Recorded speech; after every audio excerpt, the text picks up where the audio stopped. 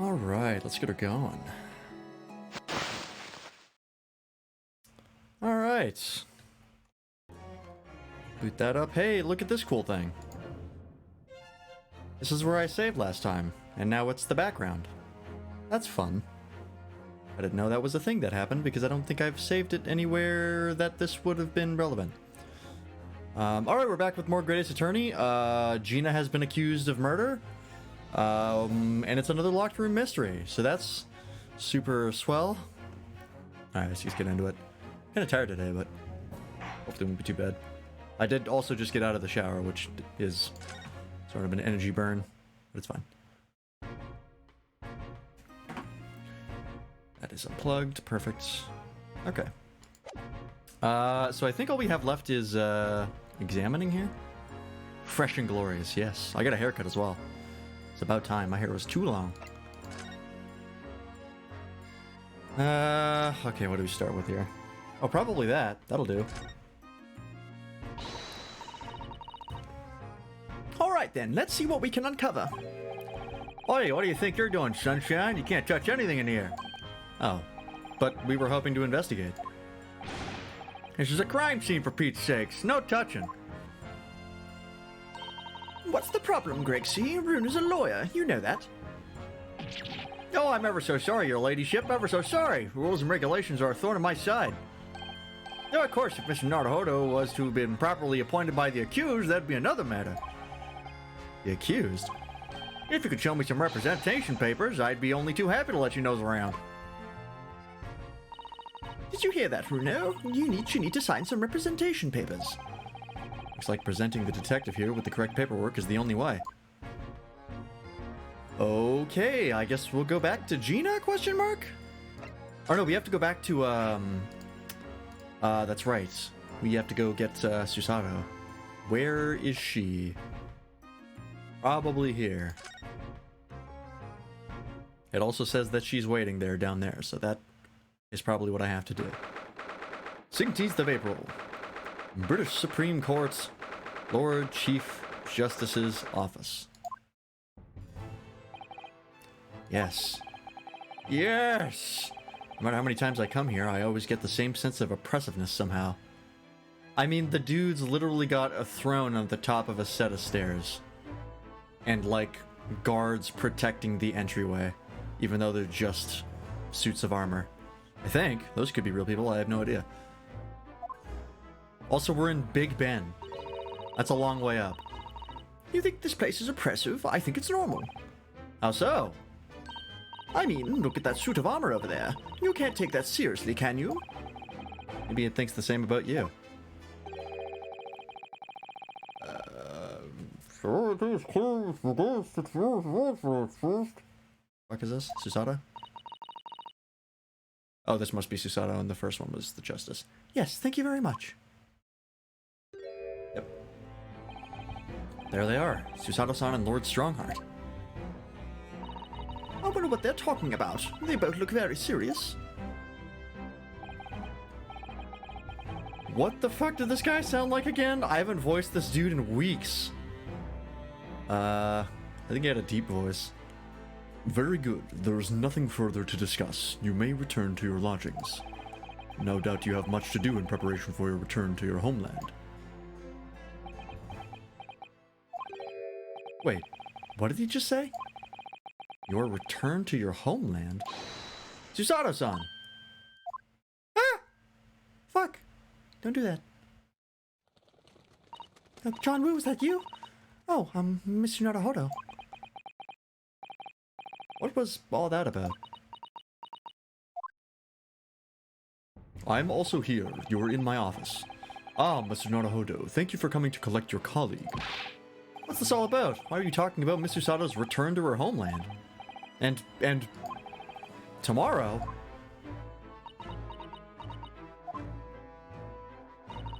Tomorrow?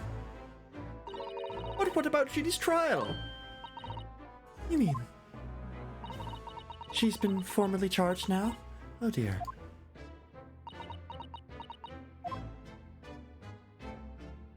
Somebody say something!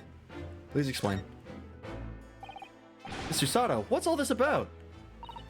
Oh, please don't concern yourself, Mr. Naruhodo. It's only me going back to Japan. Your life here can continue just as it... That's not what I asked! What happened? Why are you leaving? Fucking answer the question! Oh, okay. It's my father. He's fallen ill. Oh no! Professor Mikotoba?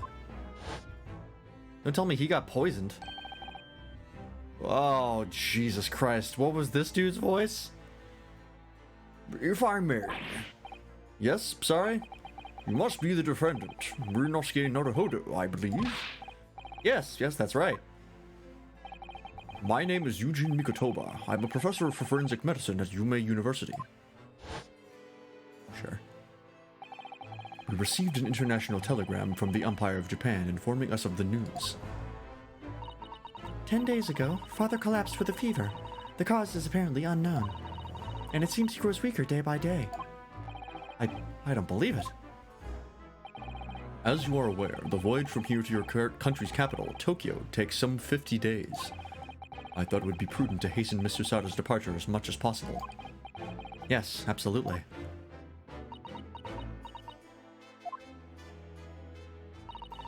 I will leave London first thing tomorrow morning. I can't believe this is happening. How the fuck are we gonna do the trial without her? She bails us out so often. So Gina has been charged. She'll have to appear in court.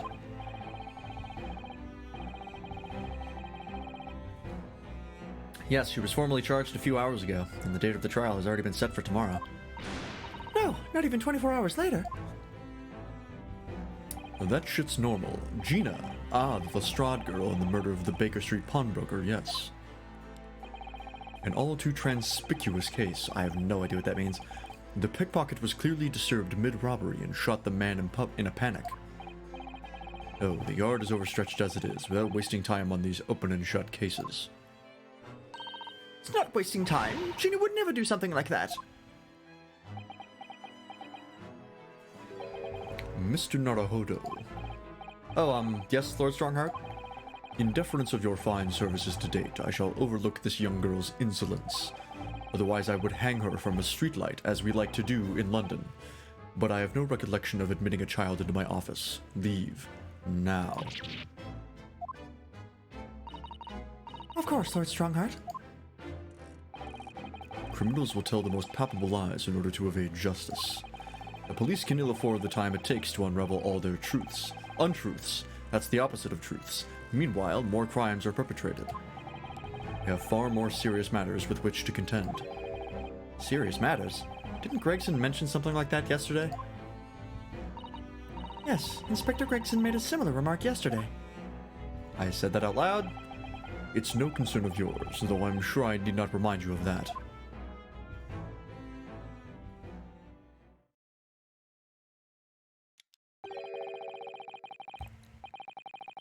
"3 minutes precisely until my next meeting. You must excuse me."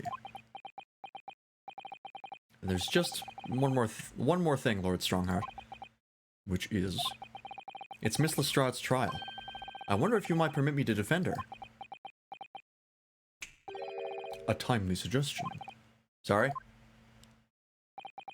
The girl currently has no representation. But that's not fair. Yes, she may be a pickpocket, but she still deserves a fair trial. No, she does not. Fuck her. Do not misunderstand me, young lady. The government provides for those too poor to afford representation with a public defender. The accused need only sign the relevant paperwork, and a defense barrister will be assigned to the case.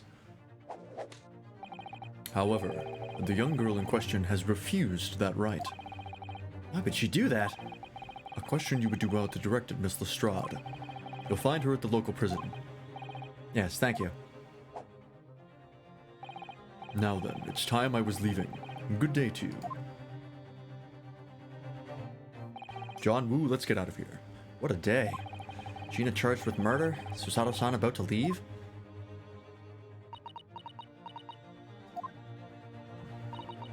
Come, Mr. Naruhodo, Iris, we must make haste.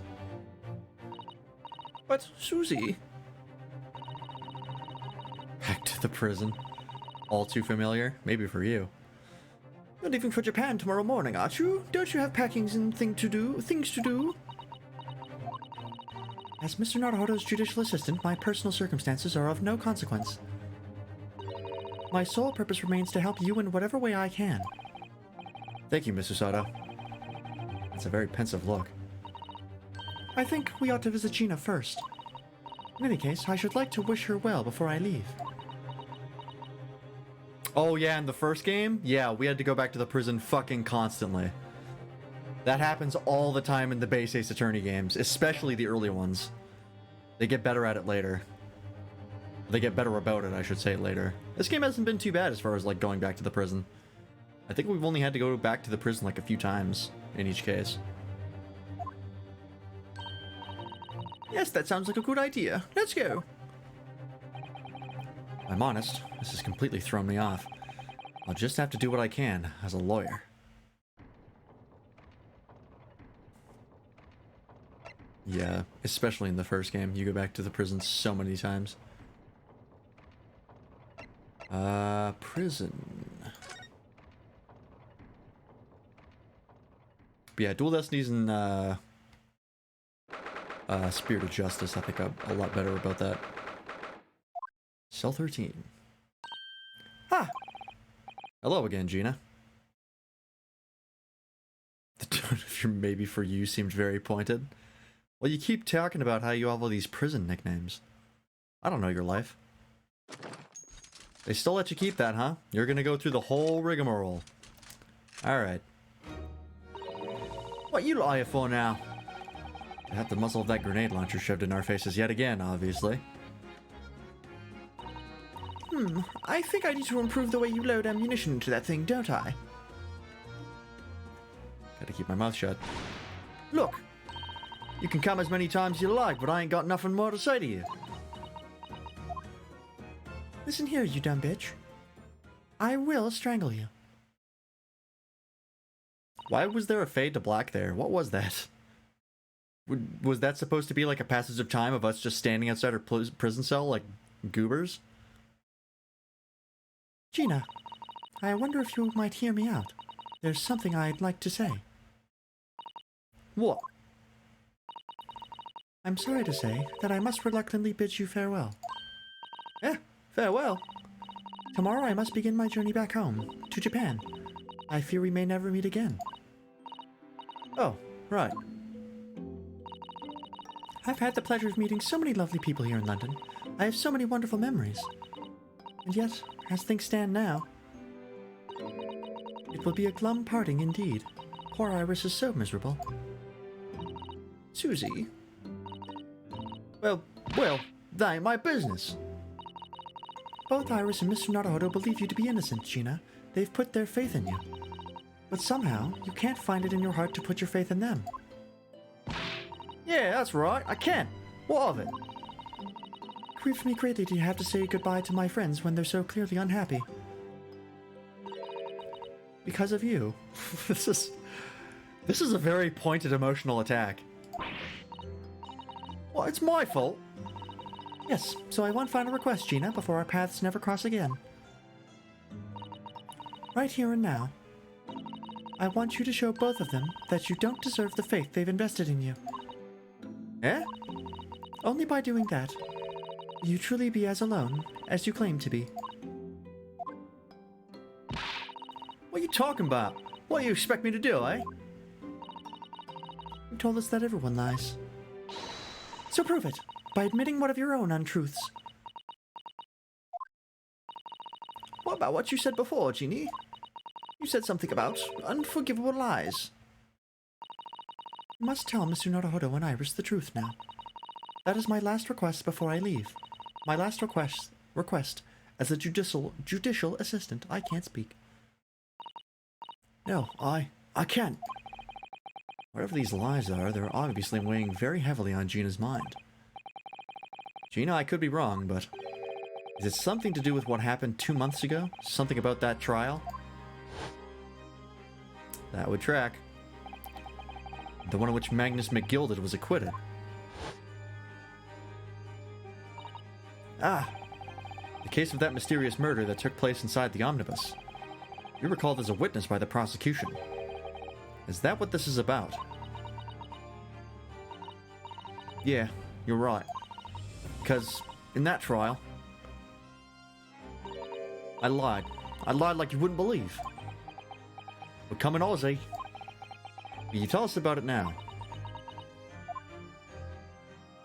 Oh, we're finally gonna get some answers. More water.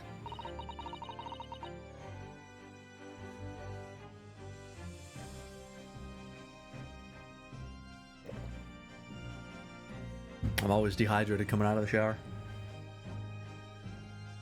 Unsurprisingly, because I take super long showers. Like you said, it all happened 2 months ago. Coppers got on me and shoved me in the witness stand.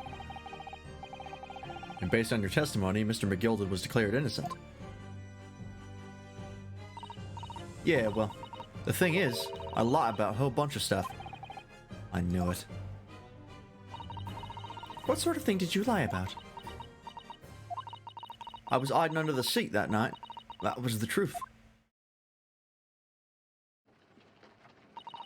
It was pitch black in that little cubbyhole. Couldn't see a thing.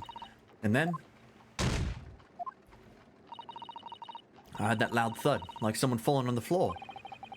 And that's when Mr. McGilded discovered you. Yeah. He pulled me out from under the seat and sat me next to the dead man. There wasn't much light to see by, but when I looked at my hands, I had the cove's blood all over him. I was so scared I couldn't even speak. You had his blood on your hands. In other words, it was Gina that the witnesses on the roof saw through the skylight. Then Mr. McGilded started asking you questions, I suppose. Who you were and why you were hiding under the seat. Yeah, he did. Only, that's not all. What do you mean? I mean, he threatened me. Threatened you how? He made me swear about what I'd seen and what I'd heard. About what he was going to do after the cove was found dead. He made me swear I wouldn't tell no one about any of it. If I did that, he said he'd let me scarper before the coppers showed up.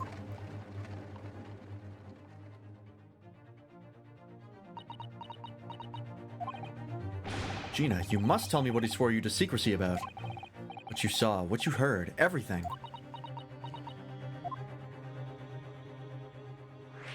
Oh my god, that's a lot of things.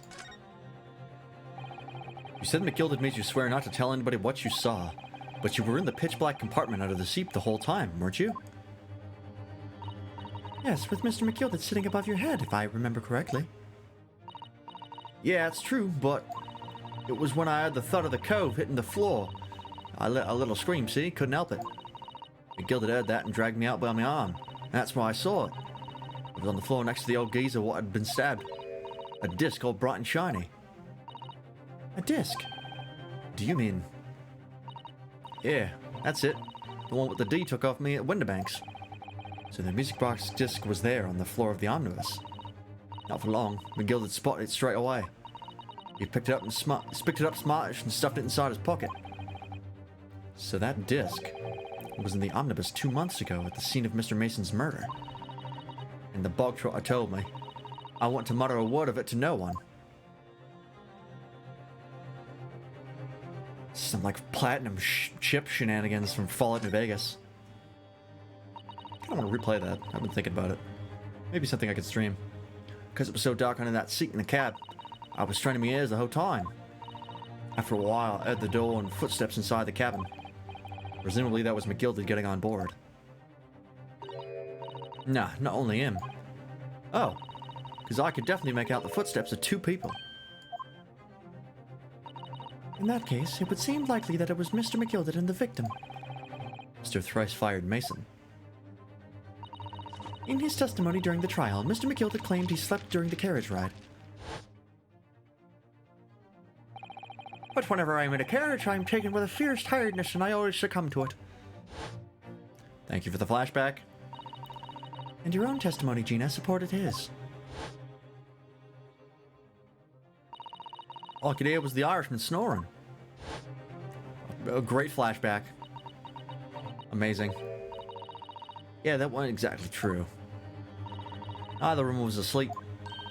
I could hear him talking the whole time, in low voices. What? What were they talking about? Sorry, I don't know. The sound of the horses and the wheels was too loud. But that still tells us something. Mr. McGilden and the victim knew each other. So McGilded was lying, as I suspected.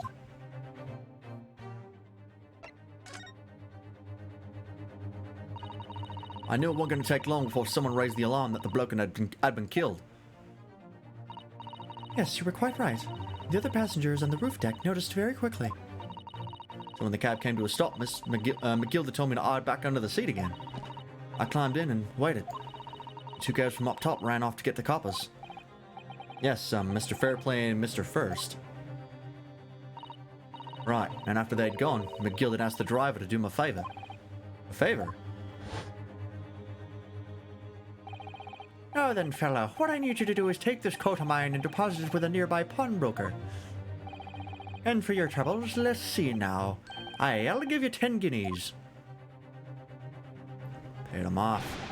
Nearby pawnbroker? You mean on Baker Street? Yep, you got it. It was Winterbanks. The coachie snapped up the money and ran off to pop this coat as fast as he could. But then there was no one left in the carriage.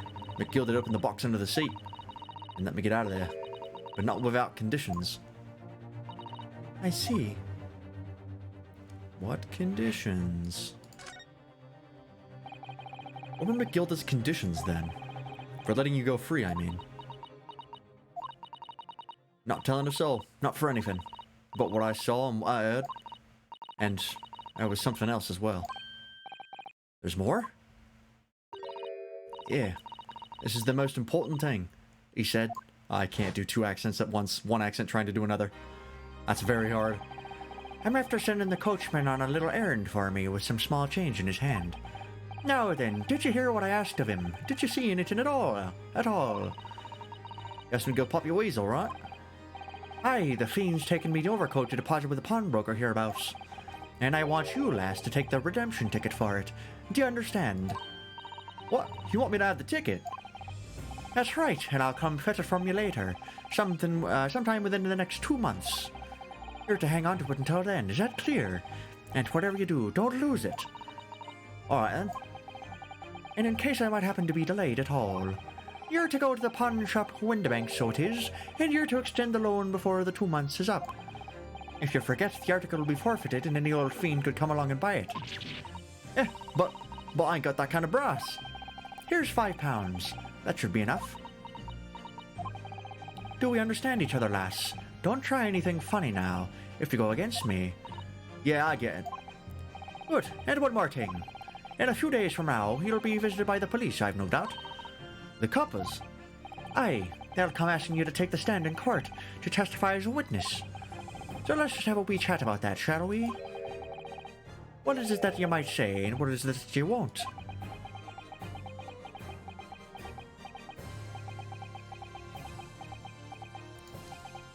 I like how he's holding up his staff like a microphone. Speak into the mic, lassie. After he'd gone over it all, I picked it. Piked it. Piked it? Piked it. Got as far away from there as I could. I had the pawnbroker's ticket in some bushes near the scene. I went to fetch it the next day once it got dark. So McGill had planned it and coerced Gina into giving false testimony. A retired leprechaun that's taken every extra dose of Xanax they could find. That's not inaccurate. It's a good descriptor. There's nothing like popping a good Xanny to get me in a good mood. Bet you're ready to string me up, eh? My lord, in that big old courtroom, I told some corkers. The thing is, he said we'll make it so we couldn't live in the East End no more. That's what he threatened me with. What a wicked man. He knew everything what went on back in the back slums. He knew we had no one to look out for us, and he was all just looking out for each other. And we was all just looking out for each other, getting by together. What do you mean, Mr. McGilded would have? In a heartbeat, he could have had the lot of us chased out of there if he wanted. And then when we could have gone, eh? And then where we could have gone, eh? Nowhere, that's where. So, I didn't have no choice. Thank you, Gina, for telling us everything. But I'm for it now, eh? Go on, admit it. You must be livid. Well, you can make amends by doing me a simple favor. Favor? What? Sign the representation papers for tomorrow's trial. Eh? If you don't actually want me to represent you in court, you can rip it up later. But we need that paperwork or we can't investigate. The police won't let us. Investigate what? The scene of the incident last night. Mr. Sholmes was shot, you see. You what? Harry's having a big operation right now, Ginny. Is it bad? Is he going to be alright? Sholmes is going to be alright, right? That's why I want to investigate, for Mr. Sholmes' sake as much as anything. Right. So what you're saying is, if I sign that bit of paper, everyone's happy, is that it? Something like that. Mr. Sato? Yes, of course.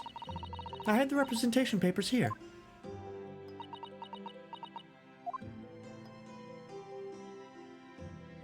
Come on, Gina. I don't need no one to stick up for me, though. No lawyer or nothing.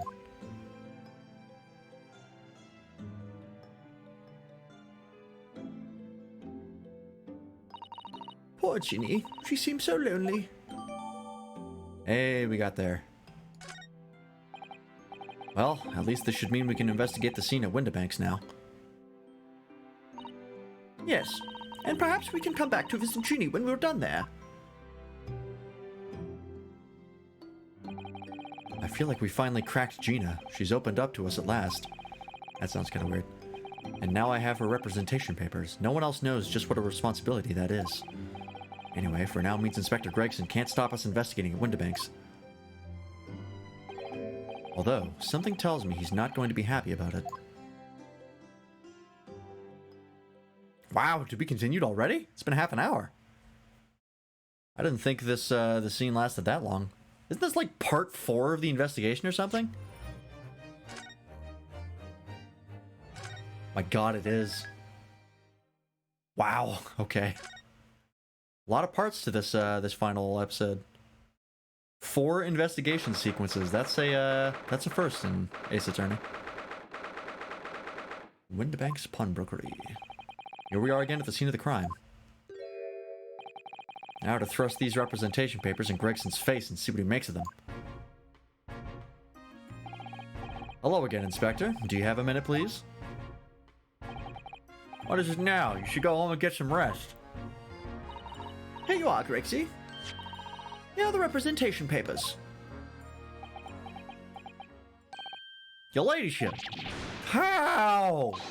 I don't believe it. How the devil did you get that stubborn little ragabash to sign that? I salute you. That is good work, that is. I can see you've been very busy here as well. How about some tea? It's a special blend designed to relieve fatigue.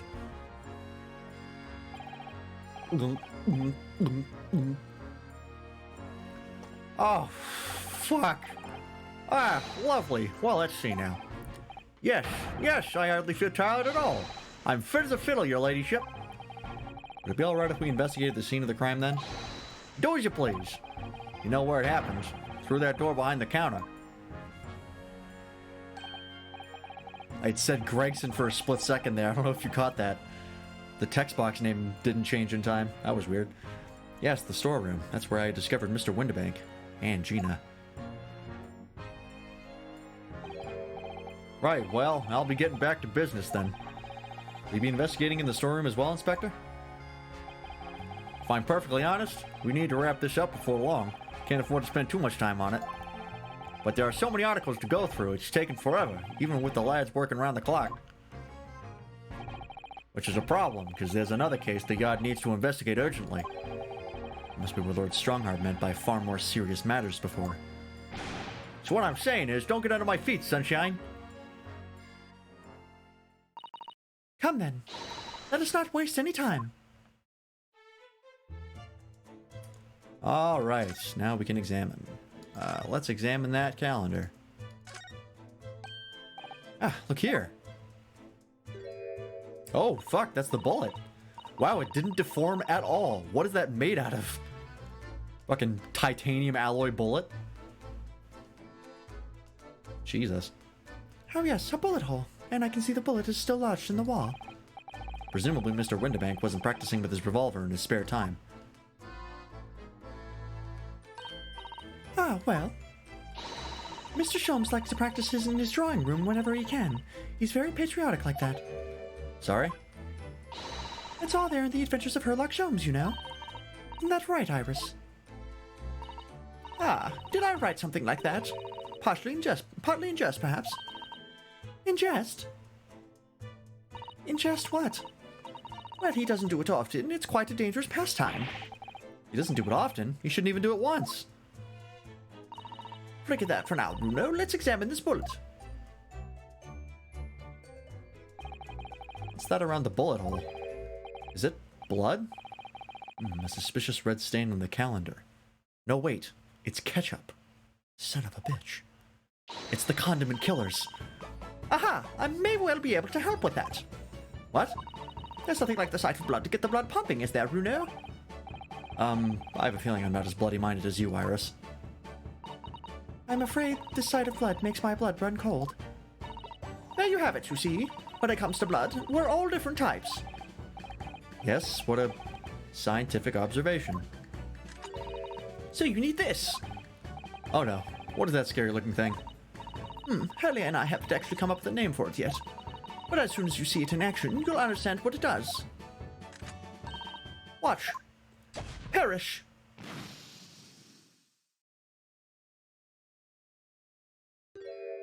Ah, it's like luminol testing fluid. Oh, the color of the bloodstain has changed. There, does it make sense now? Yes, I think I'm starting to understand. Good. It works on the principle that different people have different types of blood, you see. Oh, it's not like luminol, it's testing blood types. Interesting.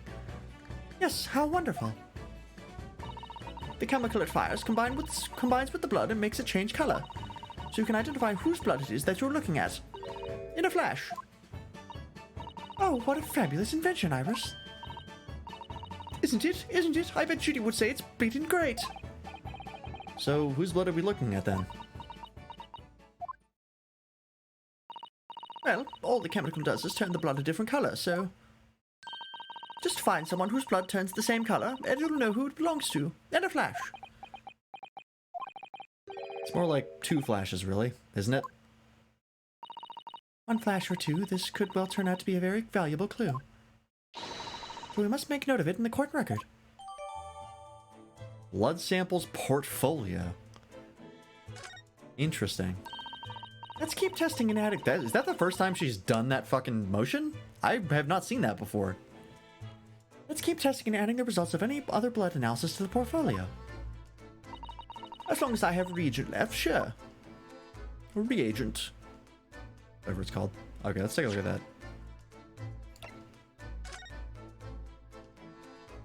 Unknown, Windibank's main shop, green. Okay. To keep out a lookout for blood stains. What is this?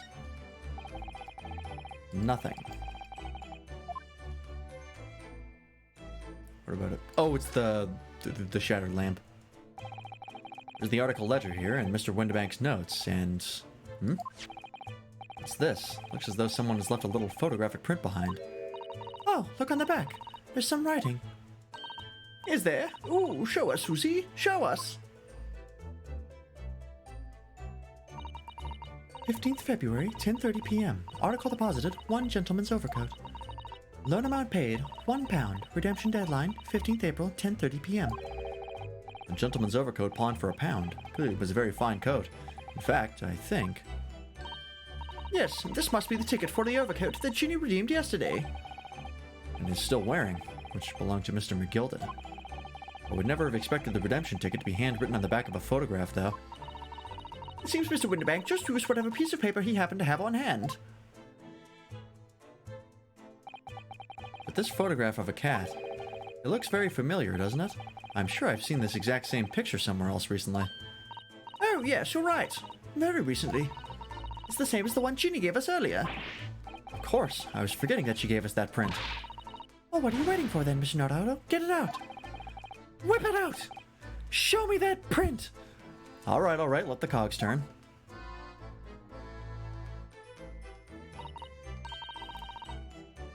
Oh, this is for the stereo thing. The thing in the back with the two pictures. Yes, they are exactly the same. Not quite. I've got it. These two photographs hide an amazing secret. A secret? What does she mean? You must tell us, Iris, at once. Do you really want to know? Yes, we need you to tell us all you know about this pair of photographs. I said that at my brain, but I don't talk inside my head. It's all external. So Iris, about these two photographic prints. The one found here on Mr. Windibank's counter and the one Gina gave us before. What is this amazing secret you mentioned that's hidden between these two identical prints? Actually, that's not quite right. Sorry? If you look carefully, the two prints aren't the same. Not exactly. They're not? Have another look at them now.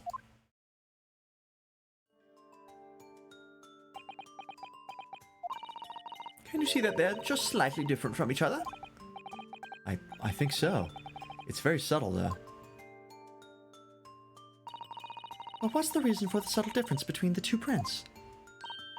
Ah, well, it's because they're a set, you see. No, I don't. This pair of photographs is meant to be used in a stereoscope. Everyone in London is raving about them at the moment. Ah, stereoscope. Why do I feel as though I've heard that word before recently? Oh, yes. That's what Mr. Shelm showed us yesterday. That thing. You see? There it is. Just over there. Ah, yes, of course. That magical machine that makes pictures look almost real enough to touch. I'm pretty sure if you brought, like, virtual reality headsets back to this age, I'm pretty sure you could kill somebody just out of shock. Well, actually, it's quite possible to see the same depth in pictures even without one of those contraptions. What? Really? Do you know how a pair of flat photographic prints can appear to have any depth in the first place? No, I have no idea. Oh, wonderful. Then I'll be able to tell you. She's over the moon, bless her. Should we let her explain, though? We really need to carry on investigating the scene. I, for one, simply have to know. Alright. Have you ever considered, Runo, how our eyes see depth in the world around us? Well, I just open them and it works. But the reason it works is because we have two eyes. Two eyes? Shocking. If you try closing just one eye at a time, I think you'll see straight away. What you see with your left eye, and what you see with your right eye, are ever so slightly different. You get a different view with each eye. Yes, the position of objects seems to shift slightly. Exactly. And in your head, your brain uses that shift to estimate depth as it merges the two views into one. That's how we can sense depth in everything we see. My brain really is amazing, isn't it? It does so much without telling me. Ah, I think I see. So the pair of photographs consist of a left eye view and a right eye view. Is that right? Oh, well done, Susie. You're so quick. So if you can persuade your brain to merge the two pictures together in your head, you'll be able to see depth in these prints. Yes, Runo, you're beginning to understand. And a stereoscope's function is to act as your brain and allow you to do just that. Yes, but as long as you have two images, two eyes, and one brain, you can actually do it yourself without needing a stereoscope at all. You can? Really?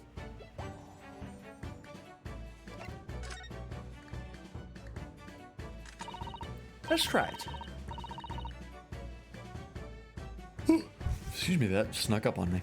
Let's see if you can view this pair of prints without the help of a stereoscope. Oh yes, I'm dying to have a go. Sato-san really loves this kind of thing. You need to be able to cross your eyes. That's the main thing. Can you both do that? Cross my eyes? I think I can. Watch me and see if you can copy. I was hoping they would animate it. Make her eyes. Do this. Alright, let me try. Are you ready, Mr. Naruto? This is a great screen. There, how's that? Wonderful. Now it's your turn, Runo. The trick is to concentrate on looking at the bridge of your nose with both eyes at the same time. Not exactly an easy task when two people are staring at you cross-eyed. Alright, that's enough practice.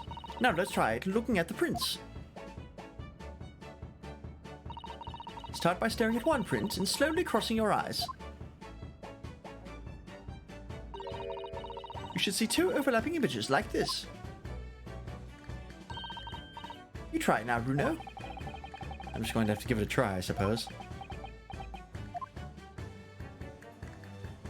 The print split into two images for you. Now the next step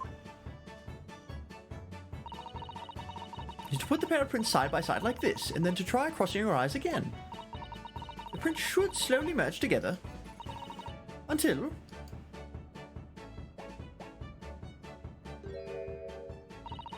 they form a new single image in the center. Oh yes! Oh god! Fuck! Mr. Naruto, it works! I can see it in the middle now. It looks fucking... It looks so real. Oh, I could look at it all day. I wouldn't advise that. Your eyes might start to hurt. Your turn, Runo. God, I should have known you would clip that. All I can do, but it's way out of focus for me.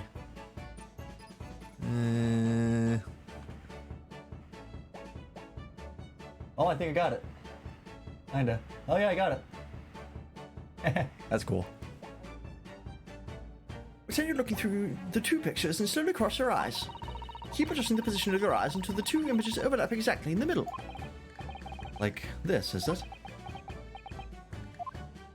It does actually work. I got it to work when I was looking at it. There, you managed it. So now you know how stereoscopic images work. Well, I don't know who discovered it, but it really is quite extraordinary.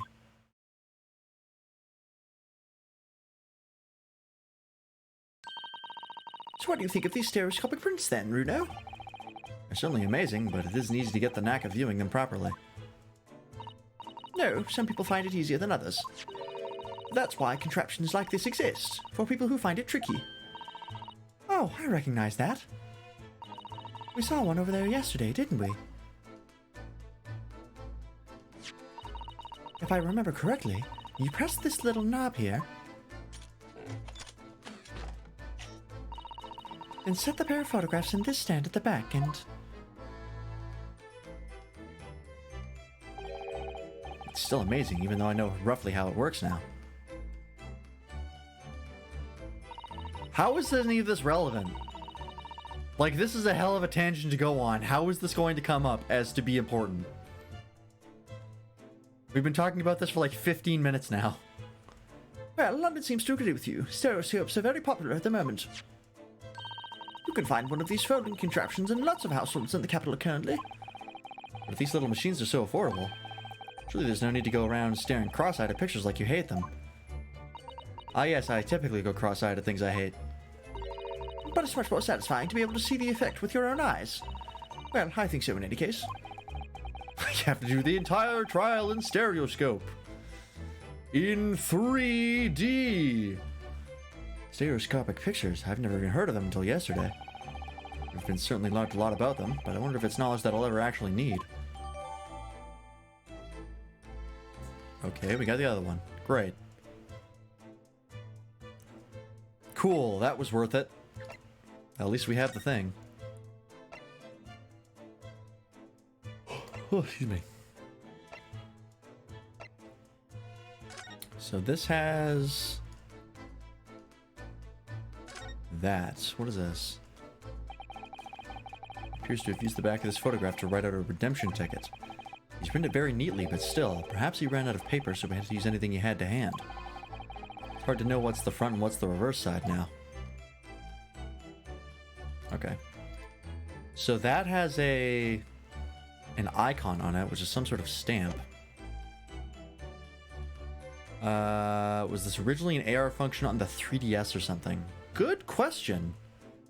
What did this come out on? I don't think this was on the 3DS because I think I bought all of the titles I could for the 3DS. That's how I played Dual Destinies and Spirit of Justice. Why did I look at my phone? I have a thing right here. Let me take a look here. What did this come out on?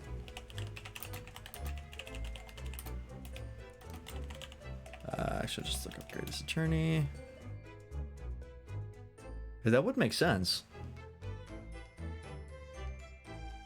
Oh yeah, it did come out on the 3DS. 3DS, Android, iOS, Windows, Switch, and PlayStation 4.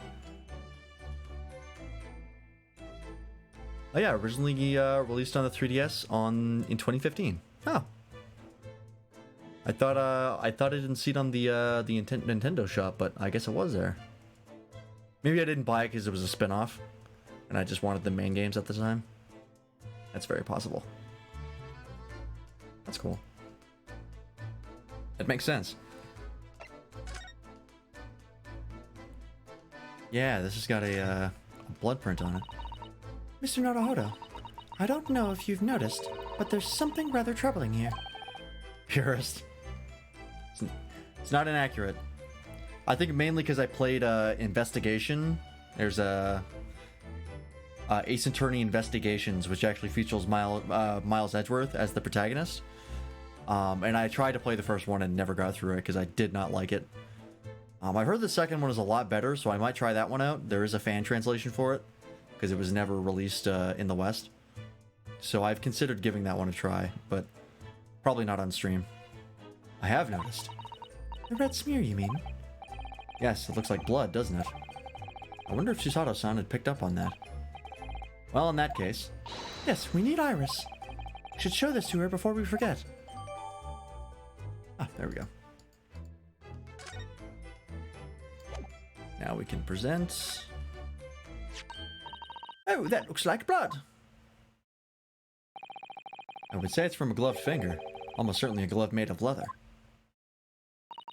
Well, don't worry, Runo. You can leave the rest to me.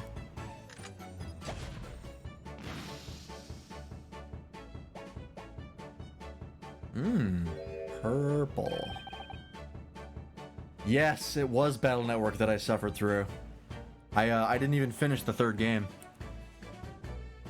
I beat the first game, the second game I got to a certain point and then just watched the ending after that point because I had to go through the entire internet and break ice, and I was like, nope, not doing that.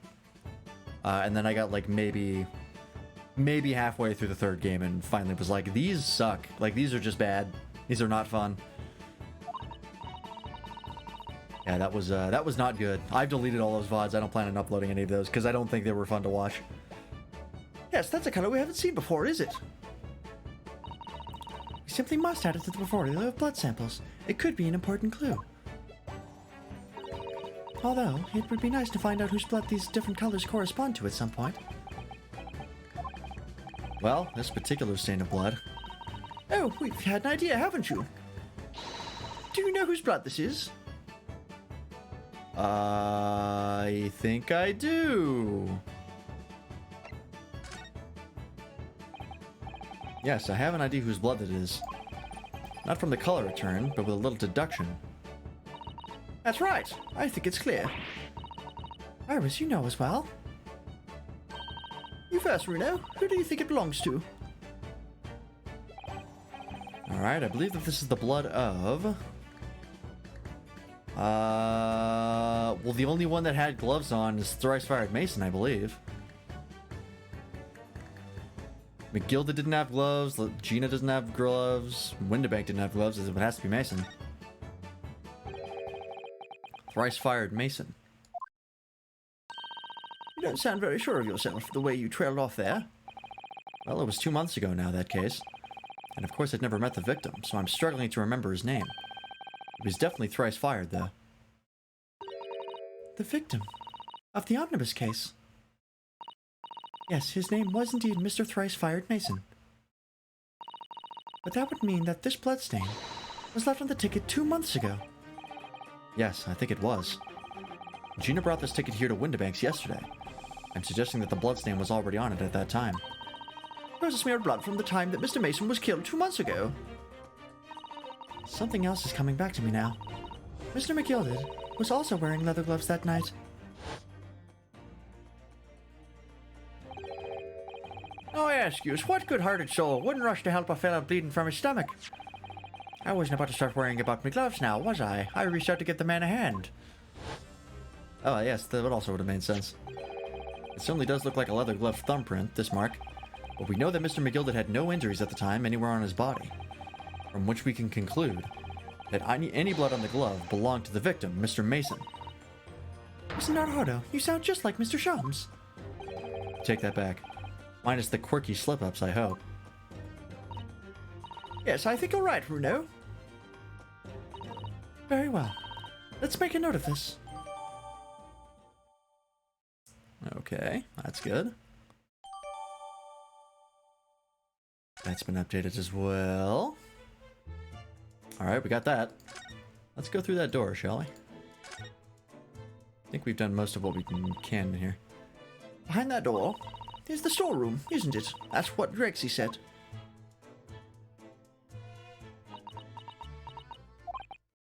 Yes, and that's where I saw that dreadful scene last night. Through the little window in the door.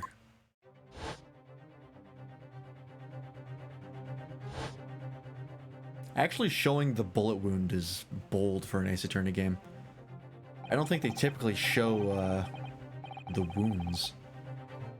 No, that's not true. Fucking Jack Hammer had a giant hole in his chest where the spear went in. So, never mind. Mr. Windibank face down on the floor with Gina beside him. As the accused's legal representative, you have the right to examine the scene, Mr. Naruhodo. You must make a thorough investigation. Yes, of course. And we will. Behind that door, that's the real scene of the crime. Don't worry. If there are any clues in there, I'll find them. Such disrespect to the dead. Alright, I'm gonna move in there, and then I'm gonna quickly refill my water.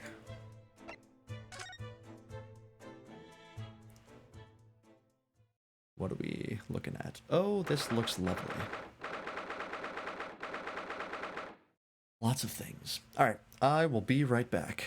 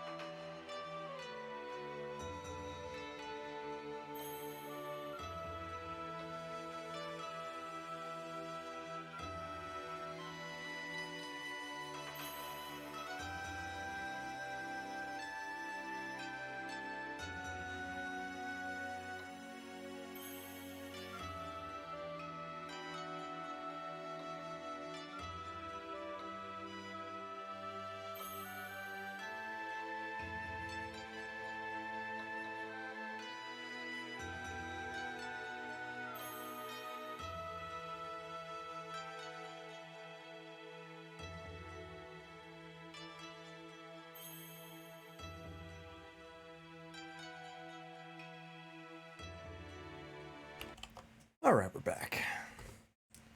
16th of April, Windibank storeroom. Poor Iris. She's clammed up completely. Iris is bound to find this difficult. After all, Mr. Windibank's life was taken in this very room only last night.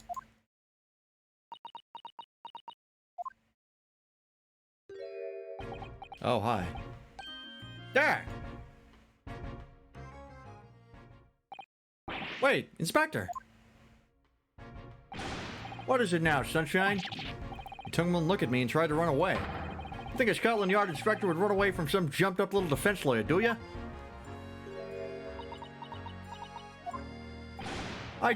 Well... Let me stuff those fries into my pocket. I've never seen a ladyship looking like that before is the thing.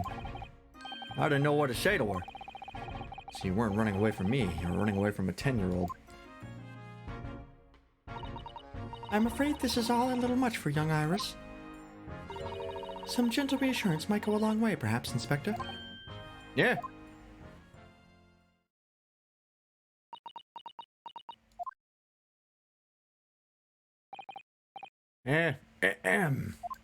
Gregson Gumshoe. Yep, all cops have the same voice.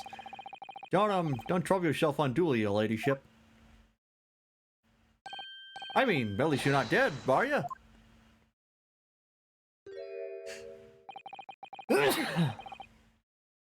I don't think that went very well. Why?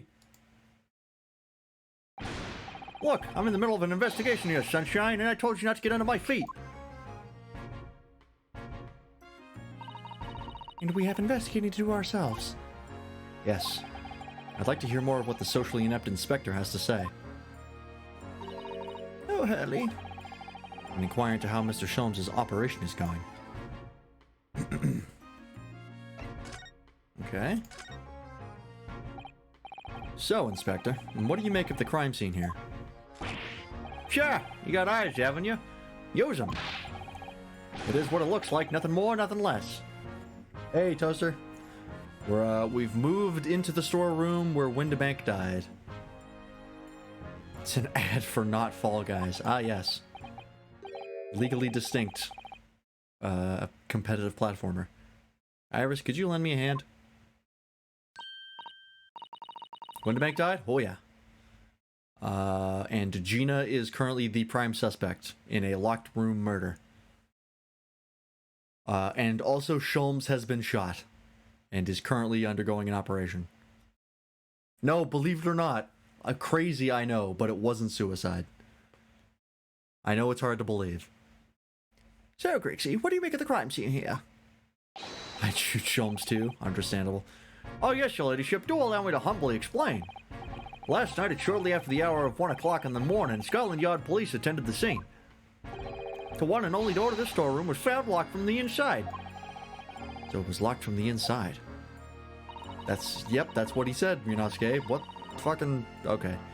The lock appears to be broken now, though. Was that the police officers doing? Quite right, ma'am, quite right. We took the liberty of smashing the door in, as humbly as possible. Oh. As you can see, the victim was discovered prostrate on the floor, thuswise.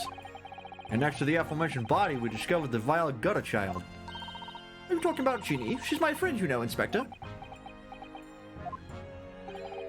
Miss Lestrade, the hapless girl, was curled up on the floor, dead to the world. She's still alive, you know. Yes, when I saw her, she appeared to be unconscious. And I'm afraid to say that she had the gun that was used in her hand. No. Presumably it's the gun that's still down there on the floor now. In her pocket, we found the key to the door as well. What? The key to the storeroom? And you say the storeroom had been locked from the inside, Inspector? Correct. All of which leaves the ladyship's friend in something of a sticky situation, I'm afraid. Obviously, my personal opinion is that it's all some sort of misunderstanding. Of course it is, Inspector. Of course it is. Okay. This is going about as well as I thought. Grexy, do you know about Hurley? Is the operation finished? Is Hurley all right? Is he? Well, the thing is, Moments your words, Inspector, please. You don't mean to say that Mr. Sholmes is... No. The operation's done and dusted. It's just that, well... Out with it! Yes, ma'am.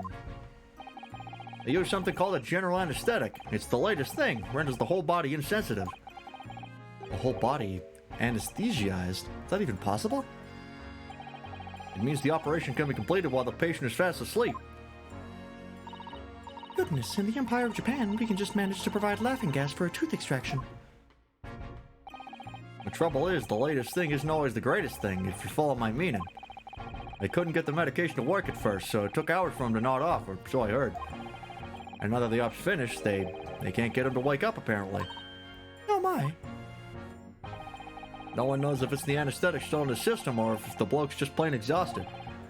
But anyway, all they can do is stand back and watch until he comes around again. Hurley. The moment he opens your eyes, he's lies to your ladyship. I swear I shall get word to you. What a surprise. Even in matters of life and death, Mr. Sholmes has to do things his way. Okie dokie. Well, let's examine. Check the blood pool. Police have marked the position of the body with a chalk line.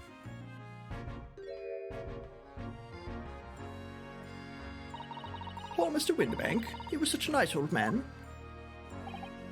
Well, he was shot just once through the heart. Most likely the fellow died instantly. He wouldn't have felt a thing.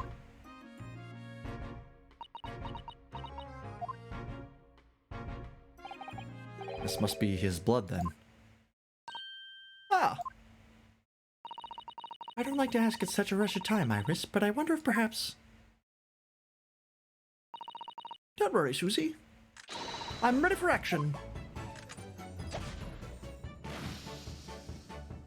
At some point, I just want her to fire that and just straight up kill somebody. Like, it just fires an actual bullet and somebody dies.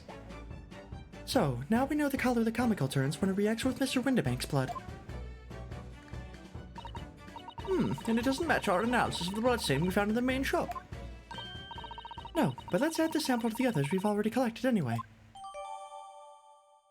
My guess is that it's probably Sholmes' blood. Because based on the firing angle, that's why he would have, or like the direction he would have been shot at. Is this a shitty drug test? It's basically a way to determine different types of blood, so we can figure out like whose blood it is. Supposedly. This is a revolver, a real one.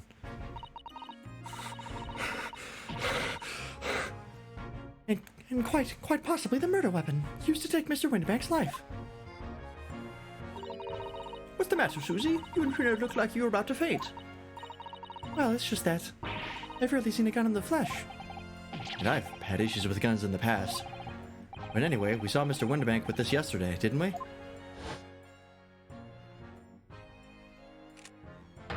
I trust to take my own life.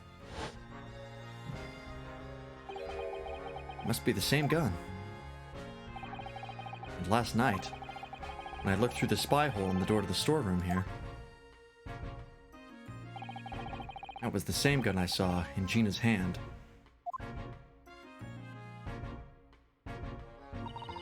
Mr. Windibank told us that he only ever had a single bullet loaded in his revolver, didn't he? Well, it's empty now. The one and only bullet he had in his gun has been fired. So we can be fairly certain that only a single shot was fired from this revolver. Okay. Why can I interact with this again? Iris? Don't worry, I'm alright. But we must find the true culprit. Yes, absolutely. Okay, there's just that. What's in here? Out of all the articles in this storeroom, this is the only thing that shows any sign of being ransacked. Ah! What is it, Iris?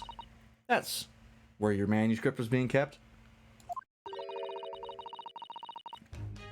Knew it. That's the box file that my manuscript was being kept in. Oh. Iris's unpublished story, The Hound of the Baskervilles. Surely that's not what all this... Sorry, Iris, but if you ask me, he sold it. Without telling you. You must check inside the box at once. Yes.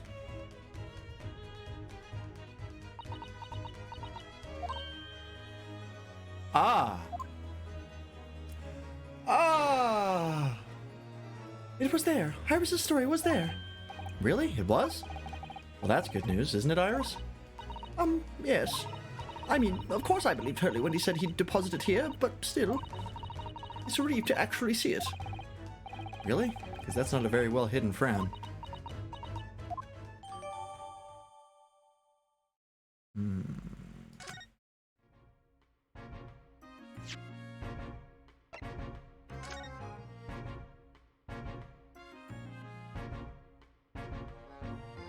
Not a ton of... Fuck me, that's a lot of paper. That is a very, very long book. Good lord. Okay, now this is... I guess I'll investigate that. The Hound of the Baskervilles. How does Susato-san know the exact title of this unpublished story? I suppose I'll just have to wait until she's ready to explain it to me. I'm so sorry. Nope. I'm so sorry. Okay. What about over here? Look at all these articles that have been deposited. The room is stuffed full of them. I can't believe how many there are. A bicycle, a gramophone, musical instruments, even some enormous paintings, look. Pieces of different people's lives, quietly gathering dust in here together. There's something very peaceful about the atmosphere in here. Or at least there would be, if not for the chalk outline on the floor and the policemen shuffling around. Not much I can do about that, Sunshine. Okay.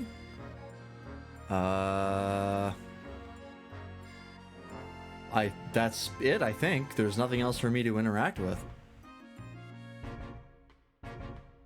That was kind of everything at once. Huh.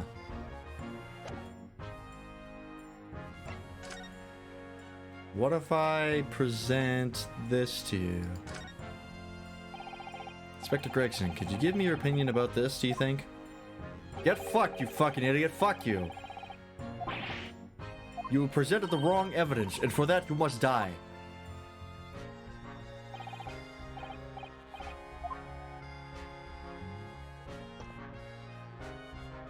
Alright, I get it. It's delicious.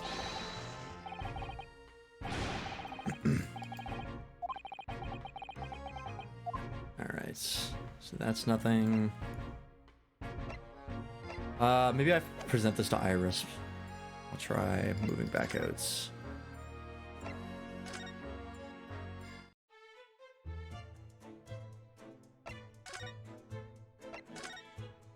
Oh. There we go. Oh, my manuscripts. Mr. Sholmes said he deposited it at Windibanks, and he had. But it's so strange. What is it about this particular story? I worked so hard on it. Why would Hurley say I can't publish it? I'm afraid I have no idea. All he can do is wait until he's ready to tell you, I suppose. Oh, maybe. It's because Hurley isn't in it enough. Maybe I didn't give him enough good lines. Yes, maybe. I wish I could say that definitely isn't the reason, but I can't. Okay. Oh god, what if it's Kyoko's coffee? I'm pretty sure Gregson would be dead if it was Kyoko's coffee.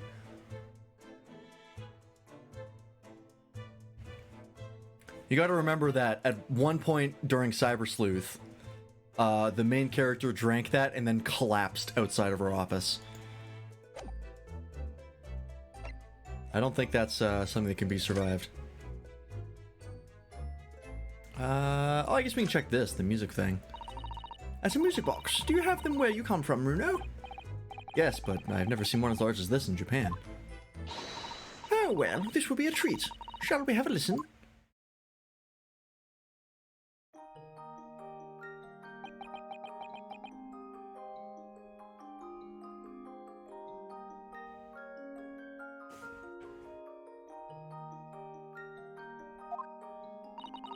What do you think? Isn't it a pretty sound? It's a beautiful sound, yes, but it's a little hard to enjoy with all the policemen in the room are giving you fierce looks. Never mind that. If any of them may say anything, I'll tell Gregson to have a word. Iris Wilson, Superintendent of Scotland Yard. Okay. I have a feeling something should have happened. But nothing has happened yet. This is that strange contraption that lets you see pictures of things as if they're right in front of your eyes. It makes you think. When Mr. Sholmes gleefully showed it to us yesterday, we were blissfully unaware that any of this was about to happen. Cool. What does it say? That ledger that's open on the counter there really is enormous, isn't it? That's not what I clicked on. It must be an awful lot of work to keep track of all these hundreds of items in pawn. It's too much to think about. Better to settle it all and have a clear head if you ask me. But clearly Mr. Windibank was very careful when it came to the articles in his care. Okay, that is also nothing. Do I have to move somewhere? Let's see here. I missed what people say. Oh, do I have to talk to Gregson again? This isn't giving me any clues. No. Okay, let's head back to the storeroom and see if we can talk more to Grigsy. Nope. Present? This? Maybe? Nope.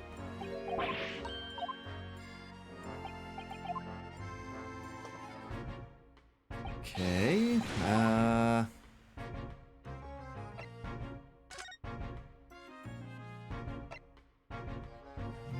purple, blue. I'm not sure what to do here. This is the first time I've gotten stumped.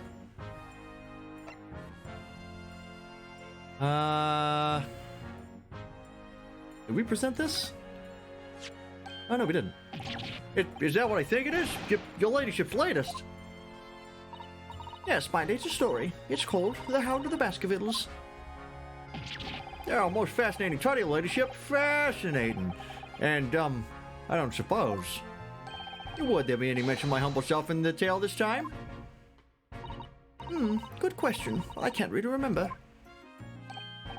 I see. Well, why would you, your ladyship? I'll just wait its publication with eager anticipation. You needn't worry, Inspector. I'm sure if you do appear, you won't be doing anything particularly remarkable. You're looking to be arrested, Sunshine? I didn't mean it like that. And even if I did, you wouldn't have bitten her ladyship's head off, would you? Okay, what about this? No, not at all.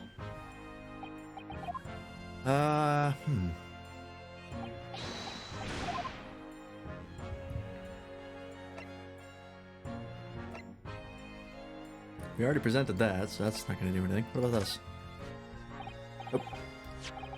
Oh, it is something. Inspector, what do you make of this?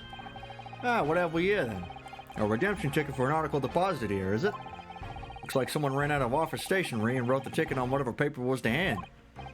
Yeah, it says the ticket for McGilda's overcoat, the one that little diver turned up with yesterday. Oh, actually no, it's not. Really? Think you know better than me, do you? No, I didn't mean to, That's right, Grigsy. It isn't the same ticket. Of course it isn't. Of course it isn't. I never doubted you, your ladyship. So, what's all this about then, if I might be so bold as to ask? This is a second ticket.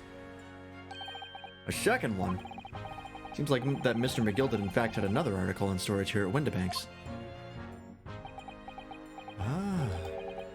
Is that right?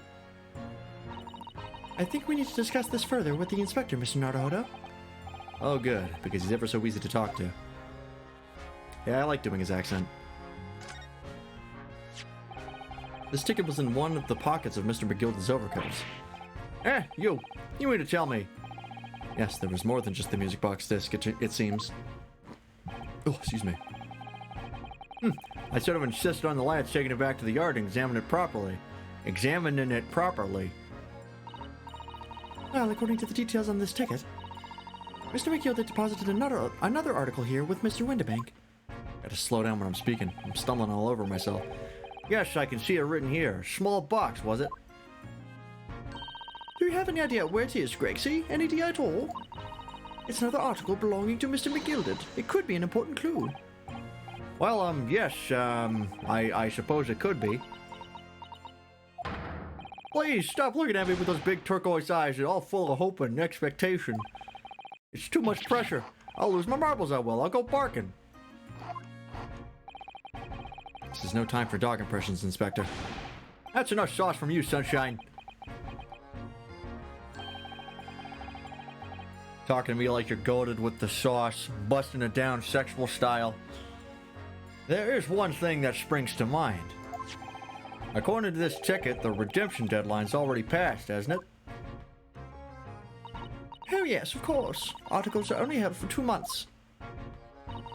So the small box will no longer be in here then. That's right. It's been forfeited. Which means it could be on the shelves in the front of the shop, where the forfeited items are offered for sale. Yes, the shelves in the front. We must search them at once. You're wasting your time. Oh? There are dozens of little boxes out there, hundreds even. We can't possibly know which one might have been McGildage. That information's not written in the ledger. Well, I think we should at least have a look, just in case. Of course, your ladyship, of course. Very sensible of you, I'm sure. This is getting old.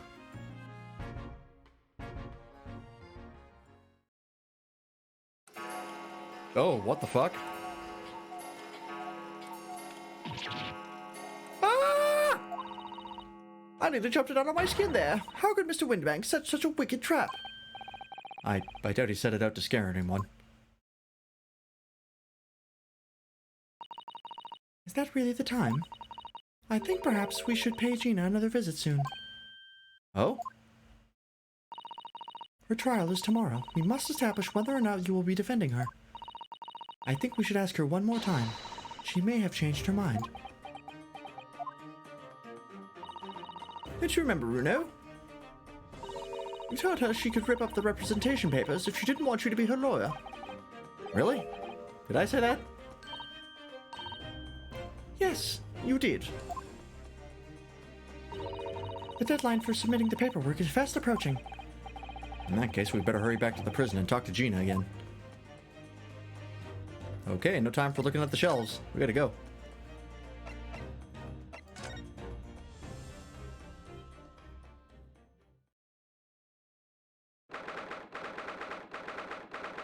"5:41 p.m.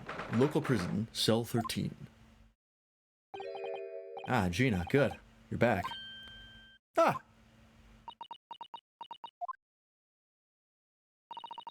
The police must have finished questioning her then. Oh, how was it, Ginny? Was it awful? Eh. Oh, it didn't bother me. Thank you for the papers you signed before. It meant we were able to investigate at Winterbanks. Oh, right.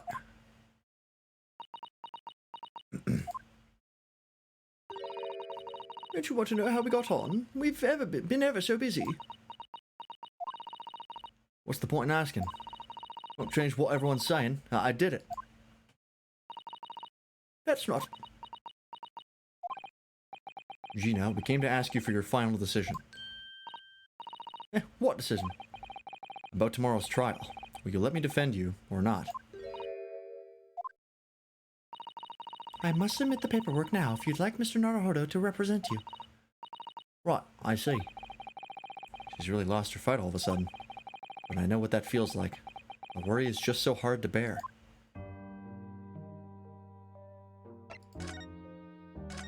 Okay.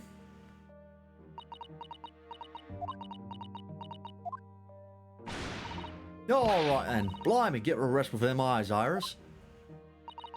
So come on then, fill us in. Who done it? Unfortunately, we don't know that yet. You don't say. We don't know yet, Gina. But Mr. Naruhodo and all of us know that you are innocent of this crime.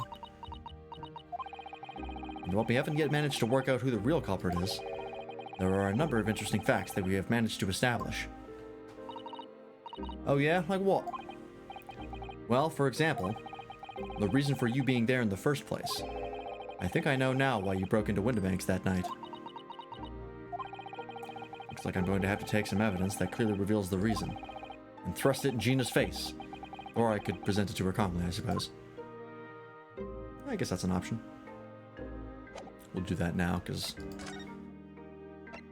better to just do it. Nope, that does not present. This presents. We found this in Mr. Winterbank's storeroom. The manuscript of Iris's latest story. Ah. Oh, right. Well, that's good then. Curiously, the storeroom at Winterbank showed no sign of being ransacked for items of value or the like. With one exception. the box file that housed this manuscript. It was you, wasn't it, Gina, who broke open the box containing this manuscript last night? You were determined to find out whether or not the Hound of the Baskervilles was really there. That's the real reason you broke into the storeroom last night, isn't it? Ah! Why don't you tell us what happened, please? There we go. Alright, yeah. Here's Baskerville's story. It's the latest Sherm's adventure, right? But it ain't been printed yet. So I figured, it's gotta be worth a fair few pieces of silver, right? Oh yes, at least 5,000 pounds. What? So, you intended to sell Iris's manuscript, did you? No. Jeannie, how could you?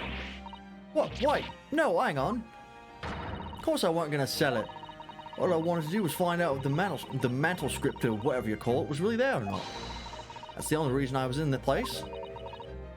Her accent is fucking sliding all over the place. For Iris' sake, isn't that right? Ah. We knew why you'd done it from the start, Gina. Of course we did. What? I knew you wouldn't do anything mean like that, Jeannie. I just knew it. Well, when I saw the manuscript in the storeroom, it reminded me of what you'd said the night before. It's gonna devolve into noises soon enough. I feel like that was what Windibank's accent turned into after enough time. Thank God he's dead, because if I was continuing to voice him, it'd probably just be me talking with my mouth closed.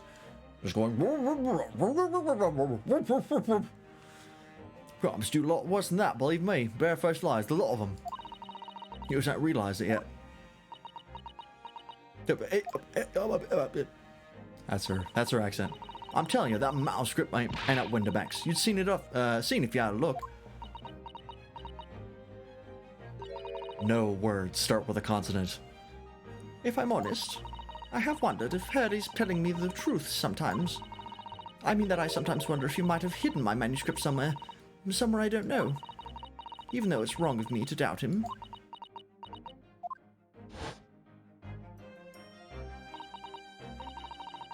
I just realized, look at the little, like, characters she has in her little backpack. She's got, like, little... I think she's got one of Shelm's who's like a blue rabbit, and then hers like a little blue bat, I think? Or mouse, maybe? That's kind of adorable. Oh, Jeannie, that was so sweet of you. Alright, alright. I'll tell you why I did it. Just stop looking at me like that, Iris.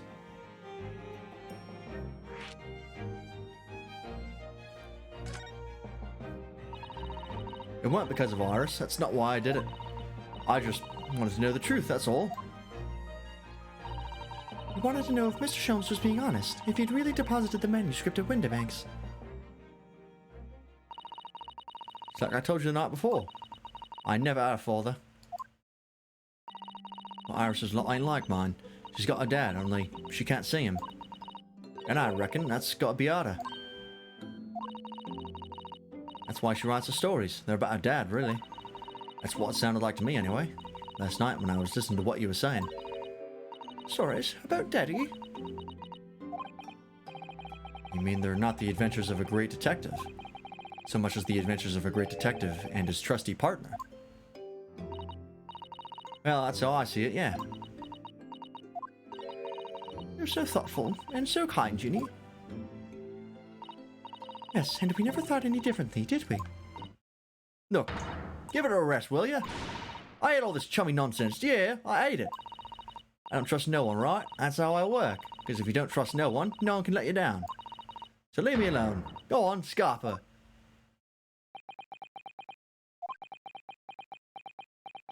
Interesting. I hadn't noticed until now, but it's unmistakable. Right there on both sleeves of that overcoat. She's got a stain. Are some very suspicious red stains. Oh, is that supposed to be blood? It's really brown. Well, I guess if it's old blood, blood turns brown after a long period of time. What? Why are you looking at me like that? I think it might be worth presenting some of our other findings in that area to Gina now. I'm not going to touch representation in court until everything is done, because I have a feeling she's not going to He's not going to be for it until we're all finished here. The blood samples portfolio, maybe? Those stains on the sleeves of your new coat, Gina. They're blood, aren't they? Not that I know whose blood yet. What? But blood, Mr. Naruhodo. You don't appear to have any obvious wounds yourself, though. So could it be blood that splattered from Mr. Windibank when he was shot last night? Let's not beat around the bush here. This trusty friend of mine will get results much faster than anything else. Yep, take it easy, Aris. Perish! Don't move, Ginny. I'm going to shoot.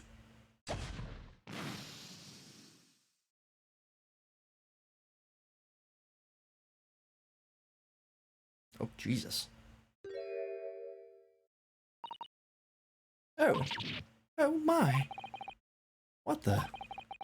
Forget the sleeves. The whole coat is covered in blood. Of course.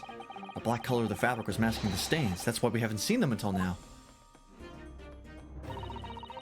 And the blood is reacting with the chemical to turn a purple color, which matches one of the samples we've already collected perfectly. Yes, now let's see. Who had the purple blood? That was Mason. This is the coat that McGilda was wearing when he stabbed Mason. Aha! Yes, it was the brickmaker, Mr. Mason, the victim of the murder case 2 months ago. I knew it. What you're all on about? A victim? What do you mean?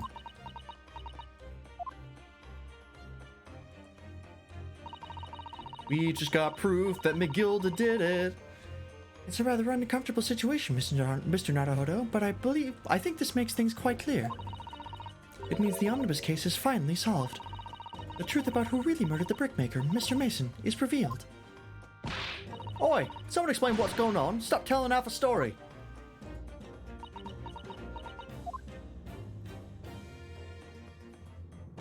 Oh, now we're talking to Susato. That is a lot of blood. Yeah, fucking hit him right in an artery. I'm surprised McGilda's face wasn't covered. Shit, maybe it was. Who knows? We can see now that the victim's blood is all over Mr. McGilda's overcoat.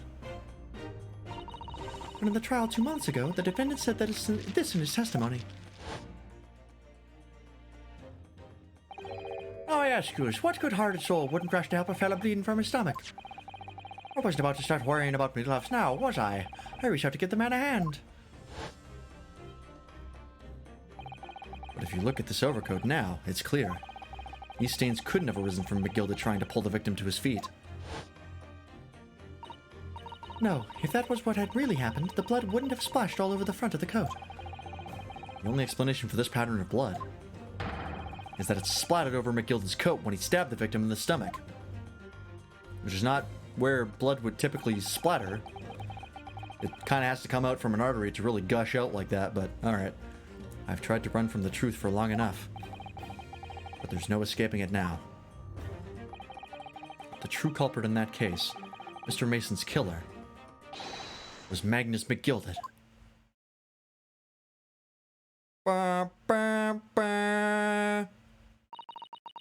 Mr. Naruhodo. That horrible case is solved at last. And I helped the man walk free from that trial. I used all that twisted testimony and all that sham evidence to prove his innocence. How could I have let that happen? Bruno, did you believe him, though? Did you believe Mr. McGilded was innocent? I believed. Or rather, I think I was trying to believe. I wanted to. Because believing in those you represent in court is a defense lawyer's greatest weapon. A weapon?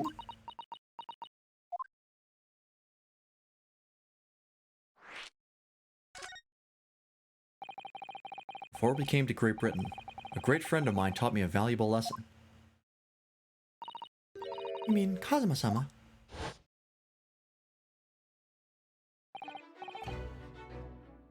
What was this dude's voice? Listen, Ryunosuke. We lawyers are only human. We can't know for sure what is the truth and what is a lie. Which is why we must resort to our primary weapon. An unwavering belief in our clients. And that's all we really have. Unwavering belief? Only when we truly believe what our clients tell us can we fight with everything we have for their cause. In any battle, there can be no victory without faith. So I believe you, unwaveringly.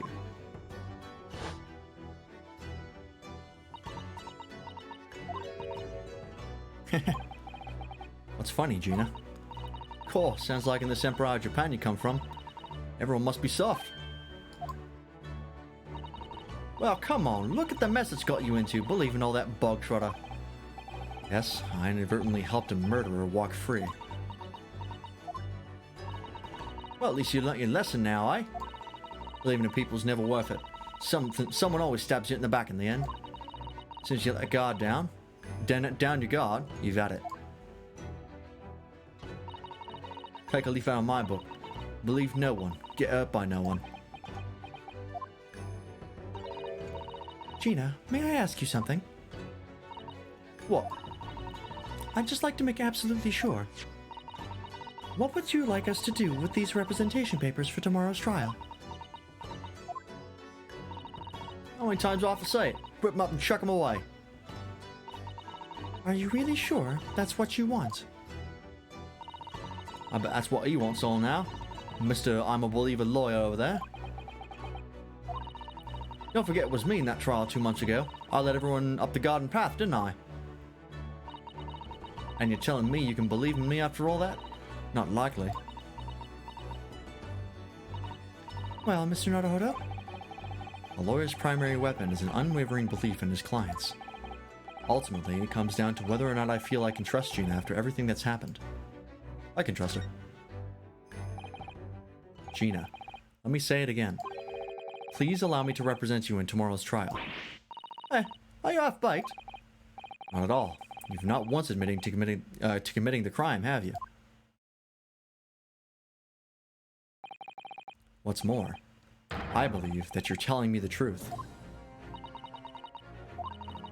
Seriously, Mr. Naruhodo? Didn't you hear all what I said before? I'm a born liar. Fibs just trip off my tongue. And I'm a diver, don't forget. I pulled the wool over your eyes 2 months ago and got you all into all sorts of trouble. Why would you ever trust me now? I just don't get it. Gina, I do understand why you chose not to put your trust in others. But I assure you, there is more to this life than you yet realize. What do you mean? The world we live in is full of people you would do very well to trust. People who won't ever let you down. It's true that I'm just a student of law, and I'm certainly lacking in courtroom experience. But I can promise you this. Whatever happens, and until my very last breath, I am completely on your side.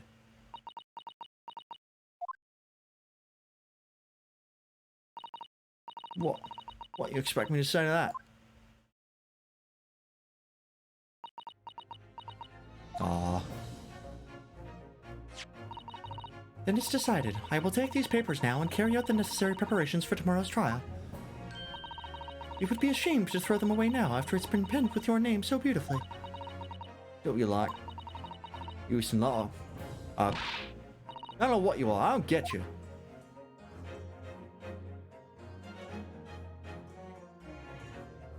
We got there. Gina's taken herself off to the back of her cell. She'd never admit it, but I hope she's feeling relieved. That turned out all right in the end, I think.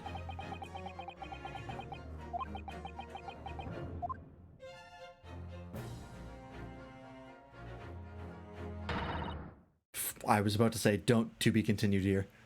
Whoever's hiding there, show yourself at once. Eavesdropping is the height of cowardice. Mr. Sato. Somebody's there in the shadows. I can sense it. Somebody who wasn't there before. What? It's Sholmes. Nope. That's not Sholmes' accent. Blimey, you're sharp, eh? Oh, it's Gregson. I suppose you're using one of those mystic Japanese arts, like the art of stealth I've heard so much about. If anyone was being stealthy, it was you, Inspector. Rexy! Oh, dear me, I'm most terribly sorry, your ladyship. I didn't mean to startle you. How long have you been listening in on our conversation? Good grief, listening in. No, no, no. I just got word there were some visitors who were refusing to leave even though it was after hours. I assure you, your ladyship, I only just arrived. This very minute, not a moment earlier. That's all it is. Nothing untoward, nothing at all. After hours? Is it that late already? So then, I'll humbly excuse myself now, your ladyship. Ta-ta, toodaloo, cheerio, all the best, bye-bye and bye. That's a lot of farewells, and not one of them appropriate for her ladyship. Oh, but I wanted to have a chat. I'm terribly sorry, but time is pressing at the minute.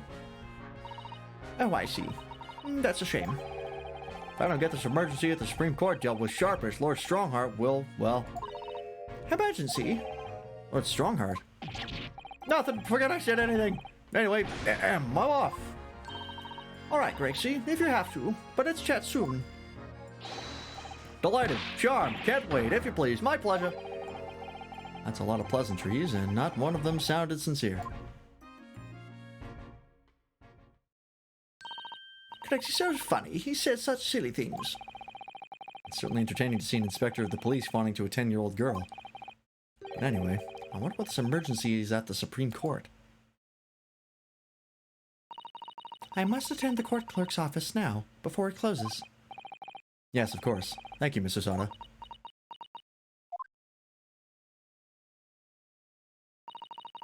Kindly escort Iris home now, Mr. Naruhodo. I shall meet you there. Alrighty. And so our investigation came to an end. Susato-san went to file the necessary papers for my defense of Gina the following day. And then it hit me. I could no longer suppress the wretched feeling that had been gnawing away at my insides. Tomorrow, Susato-san would be leaving Britain and making her way back to Japan.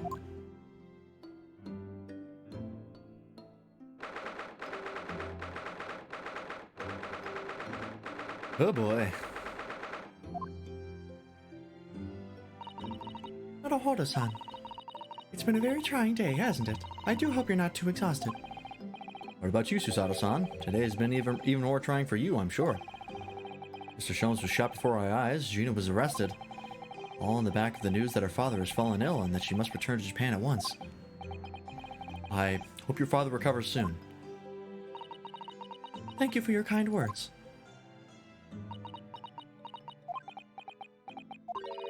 I wonder why it is that so many thoughts rage in my head like a storm, and yet I seem unable to find the words to express any of them. I know exactly what you mean. Anyway, I have one final task to complete as your judicial assistant. Once that is done, I shall make preparations for my departure tomorrow. One final task? Okay. It's just 2 months since we arrived in London, but we've managed to establish this office. It was finally feeling as though we were settling in. I would be lying if I said I felt no regret. I'm so sorry, Susato-san. It's just so sudden. I really don't know what to think. I've had no time to gather my thoughts. I know we've only been here a short time, but in my limited experience of the courtroom, I feel I've learned something. What would that be? It seems to me there are many facets to people's personalities. Facets? And like a jewel, the light plays off them in complex patterns, illuminating their actions and their motives. But we see only a small number of the total facets, and what is illuminated is only a part of the whole story. What lies in the shadows? What do those facets we cannot see look like? Perhaps there are some parts we'll never lay eyes on, for as long as we live. That's so true. Sometimes I feel as though I'm blind to so much, but I keep hoping that one day it will all become clear. That all the facets will be illuminated, and I'll finally understand how everything fits together. Naruhodo-san. I suppose what matters is that we keep our eyes open and keep moving forward, even if the way sometimes seems dark.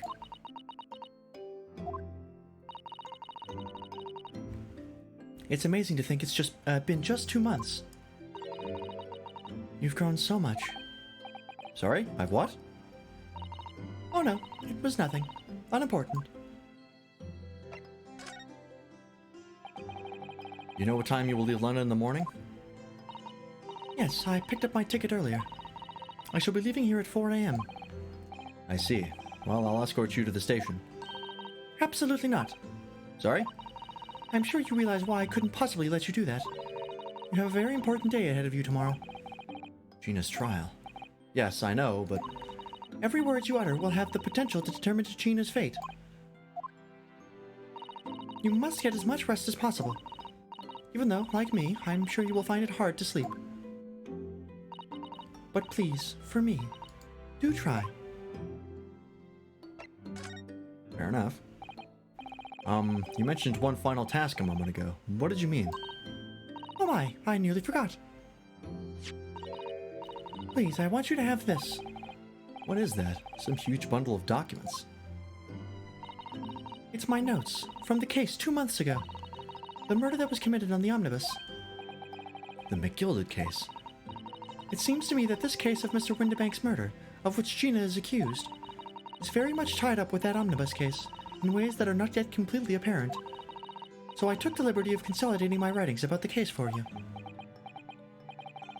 With everything else she's had to think about, Usato-san still managed to do this, and all neatly laid out for me in her beautiful handwriting. It was my pleasure. I can only hope that it will bolster your case tomorrow for Gina. Thank you so much, Susato-san. I will do my best to use it wisely. You really are the best judicial assistant in the world. Well, that's extremely flattering. But I'm sorry to say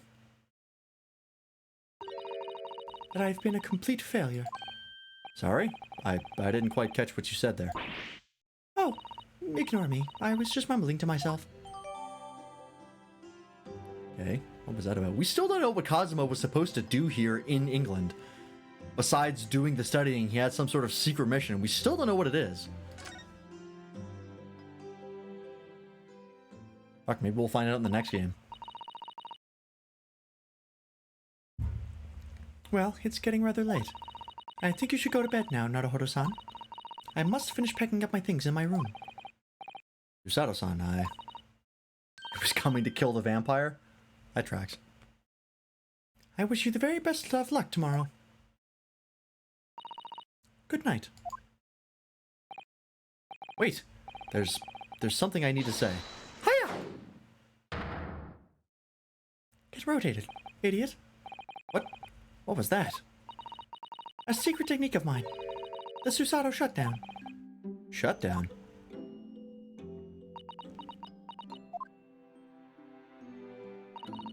Please, I implore you. If we have to voice our goodbyes, I won't be able to hold back my tears.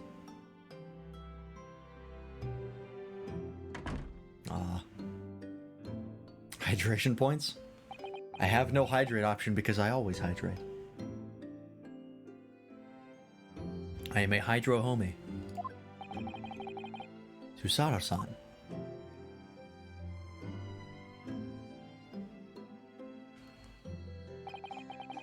It truly had been a trying day. On our feet for hours, getting Gina to open up to us, and learning the truth about that nemesis of a case.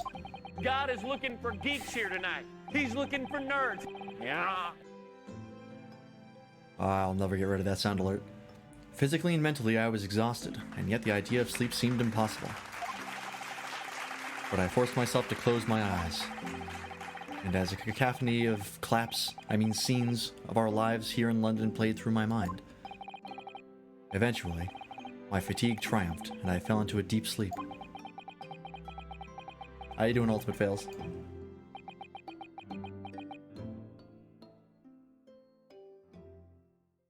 Am I actually gonna sleep, or is something gonna interrupt me?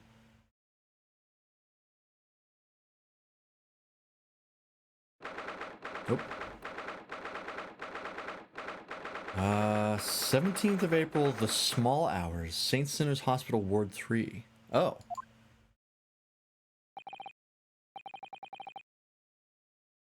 Yes, I quite understand. That is a great weight off my mind.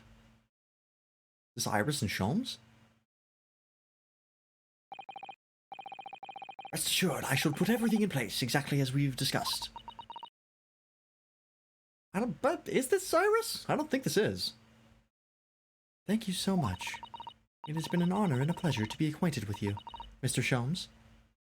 Sounds like a woman's voice because it's a higher pitched text beep. On the contrary, the pleasure has been mine. I bid you farewell, and Godspeed. Oh, is that Susato? Ah. My dear madam. She set something up with Sholmes. Oh, the mystery is thickening yet.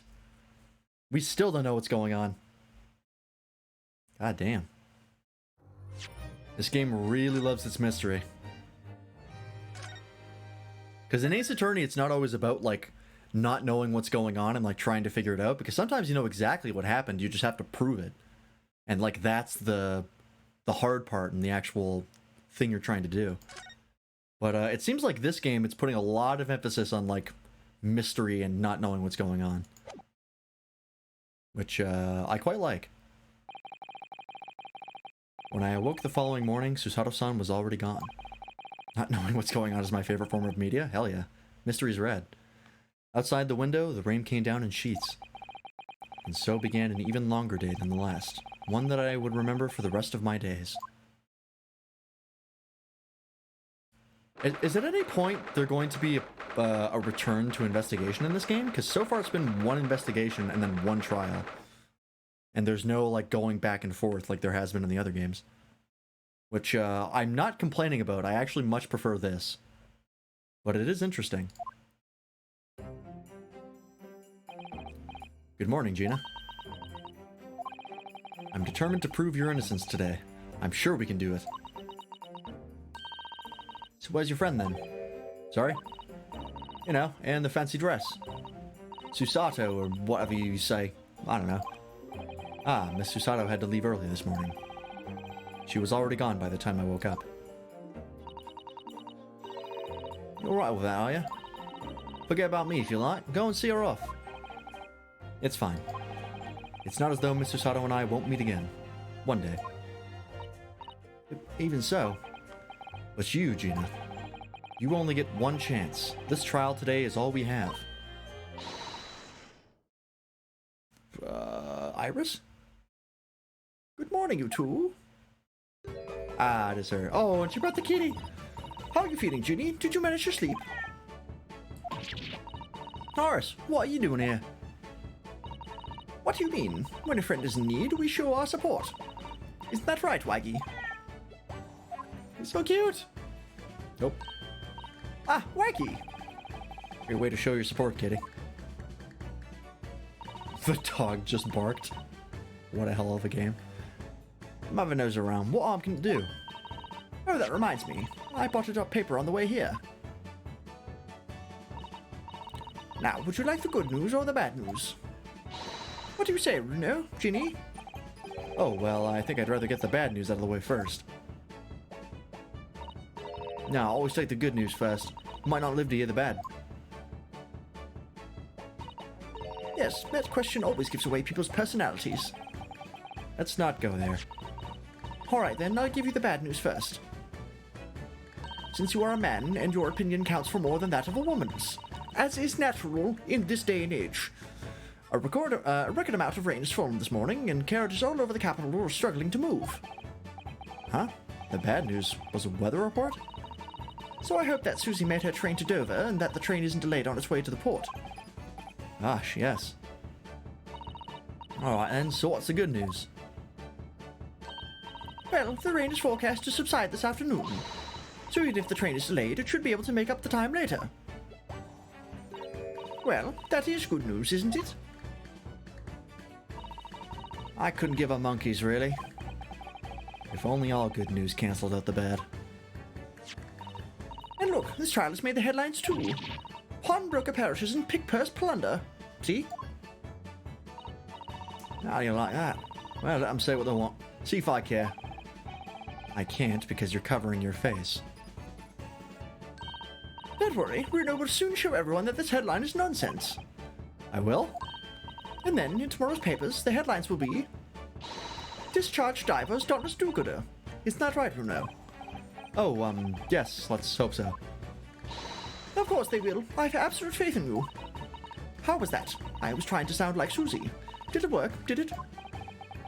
It's like she was still here. Oh, good. The paper has been added to the court record. I'm sure that's going to come up. Now the rainfall is suddenly going to be important to the case. Great. Good luck then, Bruno. I'll do what I can. Obviously, I don't know the law like Susie does, but still. I do have a rocket launcher, so I can kill people if the need be. I'll be by your side the whole time, giving you moral support and encouragement. I'm not sure that big thing is as comforting as you think it is, to be honest. But thank you, Iris. That's very kind of you. Oh yeah, Iris? Yes, Ginny? Well, I was wondering, is all, about Sholmes. Did they fix him up all right? Yes. The operation was a great success. But Hurley still hasn't come around yet. That's not true. We saw him talking to Susato. Eh? I've asked a friend of mine at Scotland Yard to send a telegram as soon as he wakes up. I'm sure Gregson will let us know the moment there's news. Oh, right. No Susato-san and no Mr. Sholmes. It's all down to me today, to prove that Gina is innocent of this crime. Miss Gina Lestrade, counsel for the defense. The trial is about to begin. Please make your way into the courtroom. It's time then. Yes, let's go, Gina. Iris. Either way, Bruno.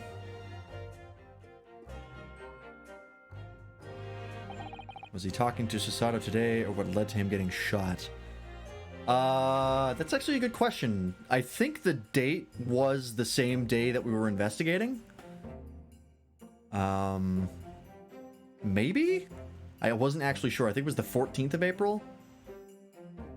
Which I think is today? Or that was yesterday. I think today's the 15th.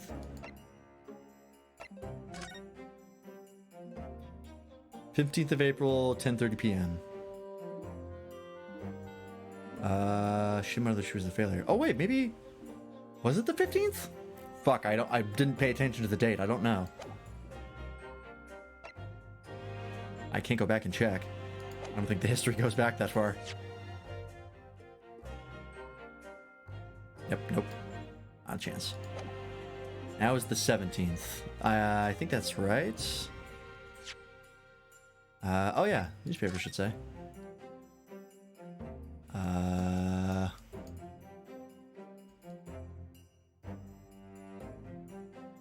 Wait, what does that say? Classified secrets have been leaked overseas from Ministry of Justice. Huh. No, I don't think this says anywhere. Hang on, what the hell is this? There's a sensational story lower down the front page as well. Look. Ministry Mole, classified secrets may have been leaked overseas from Ministry of Justice. For a 10-year-old, Iris certainly has her finger on the pulse of the world news. It's about secret communications between Great Britain and its allies. Apparently, they're being intercepted by hostile nations. Communications are being intercepted, but how would somebody be doing that? That's the question, isn't it? I've come up with 3 different possible methods so far. Are you looking for a new career, Bruno? No, of course not. I wonder. Perhaps this is what Lord Strongheart was talking about yesterday. Yes, it could be, and it could explain why he has Gregsy running from pillar to post at the moment. Ah. I had to look at that to update that. Maybe it was the day before the, Well, no, the murder was on the 15th. Because it was the day of the deadline, I believe. Oh, this was 13th of February. And this is the one... Yeah, this is the one that Gina brought in. Oh, wait, was it?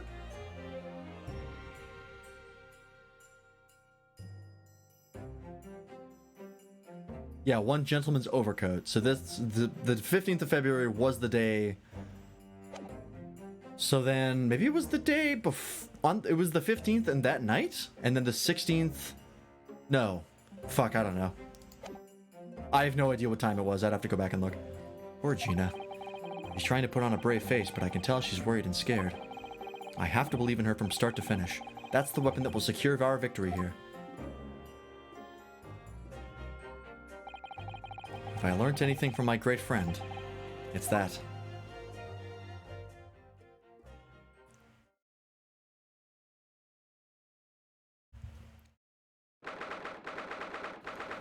"17th of April, 10 a.m. at the Old Bailey courtroom." Oh god. There's old characters on the stand. Oh fuck, how does his voice go? "In the name of Her Majesty the Queen, I hereby declare this court to be in session." There it is. "This trial shall determine the guilt of innocence of Miss Gina Lestrade. I now call upon the counsels for the prosecution and defense to declare their willingness to proceed." The prosecution is ready. The defense is ready. "Lord Van Zeeks." "My lord." "Remind me, how many years ago was it that you withdrew from the Public Prosecution Service?" "It was some 5 years ago, my lord." "Yes, and then 2 months ago you resurfaced somewhat unexpectedly, and here you are again today.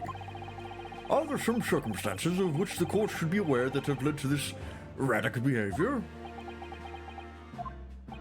"In what one might describe as your former life 5 years past, you dealt exclusively in matters concerned with the highest echelons of society and government."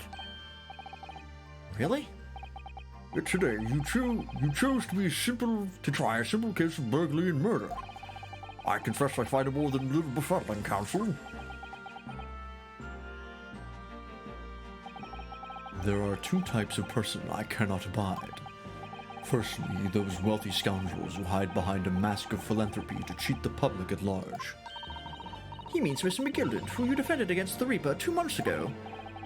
"Yes, I just about managed to work that out, thank you." Magnus McGilded. If I'd known what a monster he was, I never would have defended him.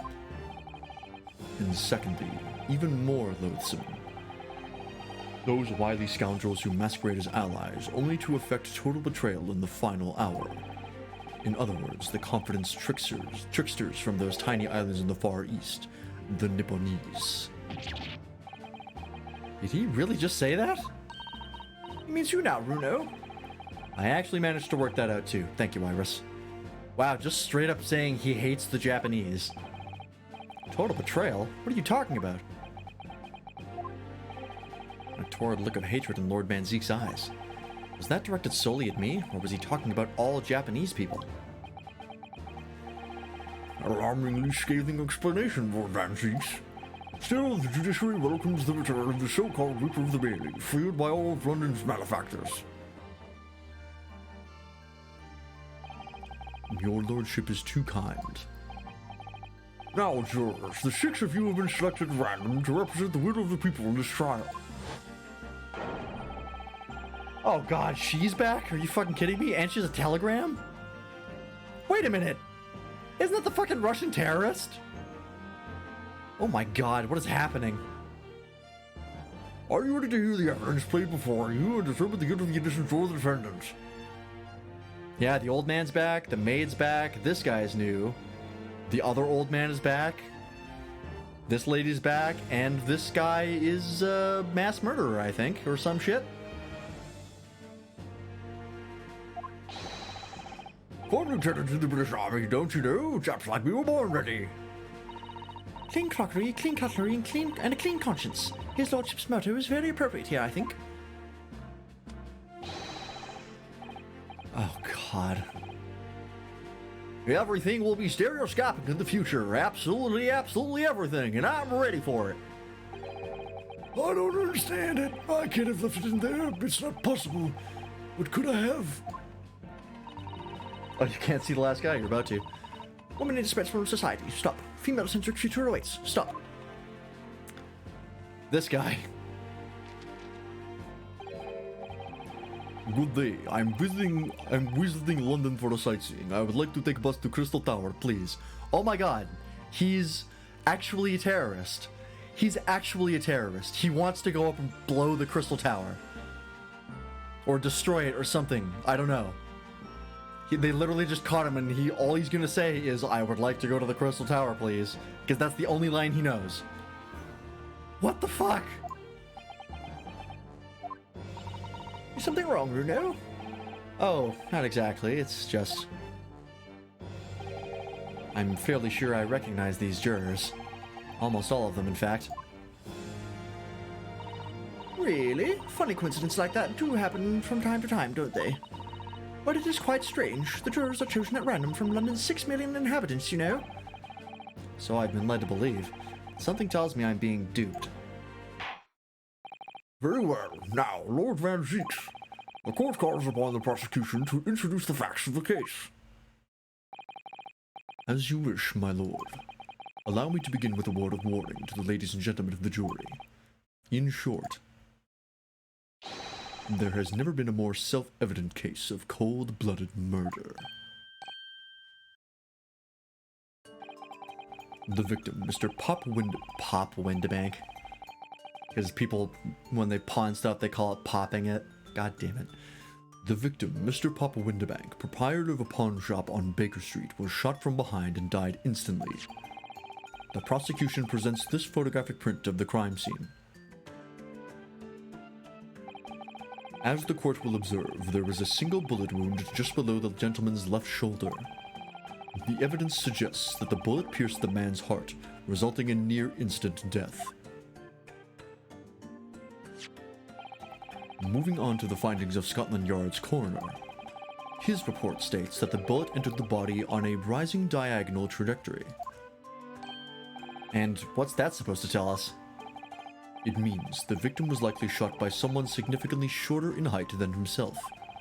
Someone, like the accused, you might say. The prosecution wishes to present the autopsy report and crime scene photograph as evidence, my lord. Indeed, the court accepts. Hand them to the bailiff, please.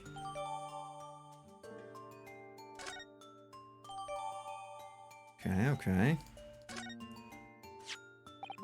I now ask the court to turn its attention to this plan of the establishment where the incident occurred. One moment. Let me take a look at this. This victim, Papa Windebank, occupation pawnbroker on Baker Street. I don't know why that would be in the autopsy report, but okay. Time of death, 6th of April, 1 to 1:30 a.m. Courting party, Rinosuke Naruhodo. Post-mortem findings, single bullet wound in upper half of victim's back, no other visible signs of trauma. Instant death from a posterior-anterior bullet wound to the heart. Bullet entered the body from the back on a gently rising diagonal trajectory. Okay, that doesn't help me a lot.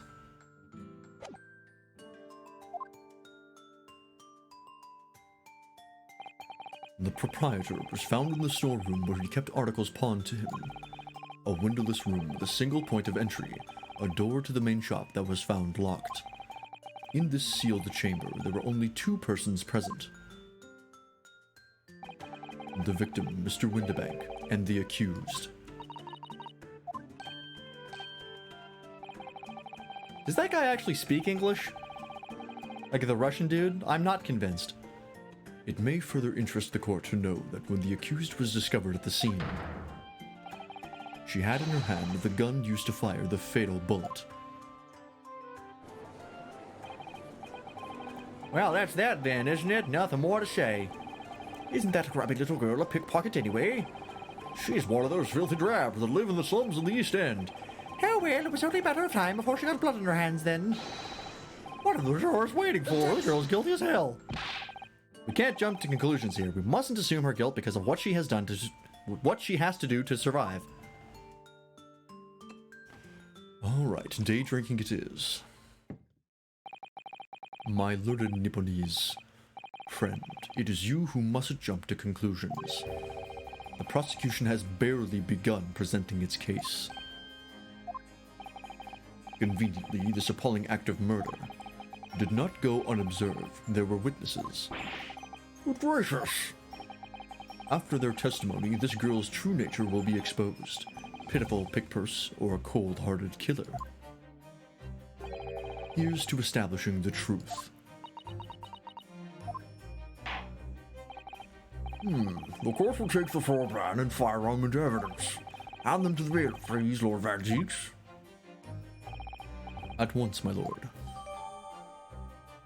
Oh boy, that's a lot of evidence right off the get-go. Signs of a single discharge. This isn't good. No fucking kidding. Let's take a look at that revolver, shall we?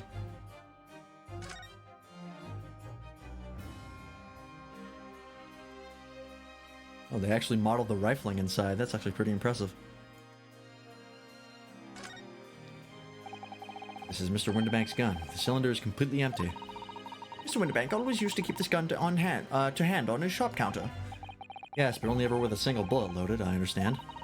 That's right, to keep all the pawned articles that were in his safe care. Or his care safe.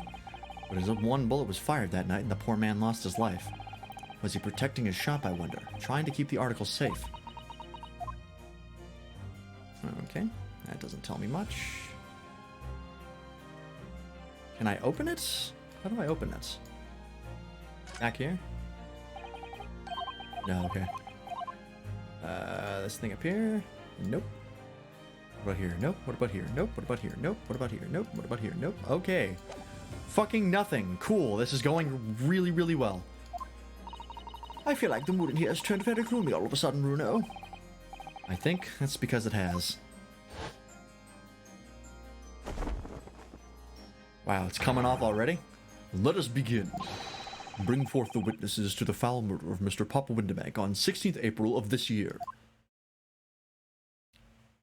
Thinking the back is how you'd open it if you could? Oh my fucking god. Are you kidding me? Fucking Mario and Luigi looking ass? Witnesses, state your name and occupations for the court.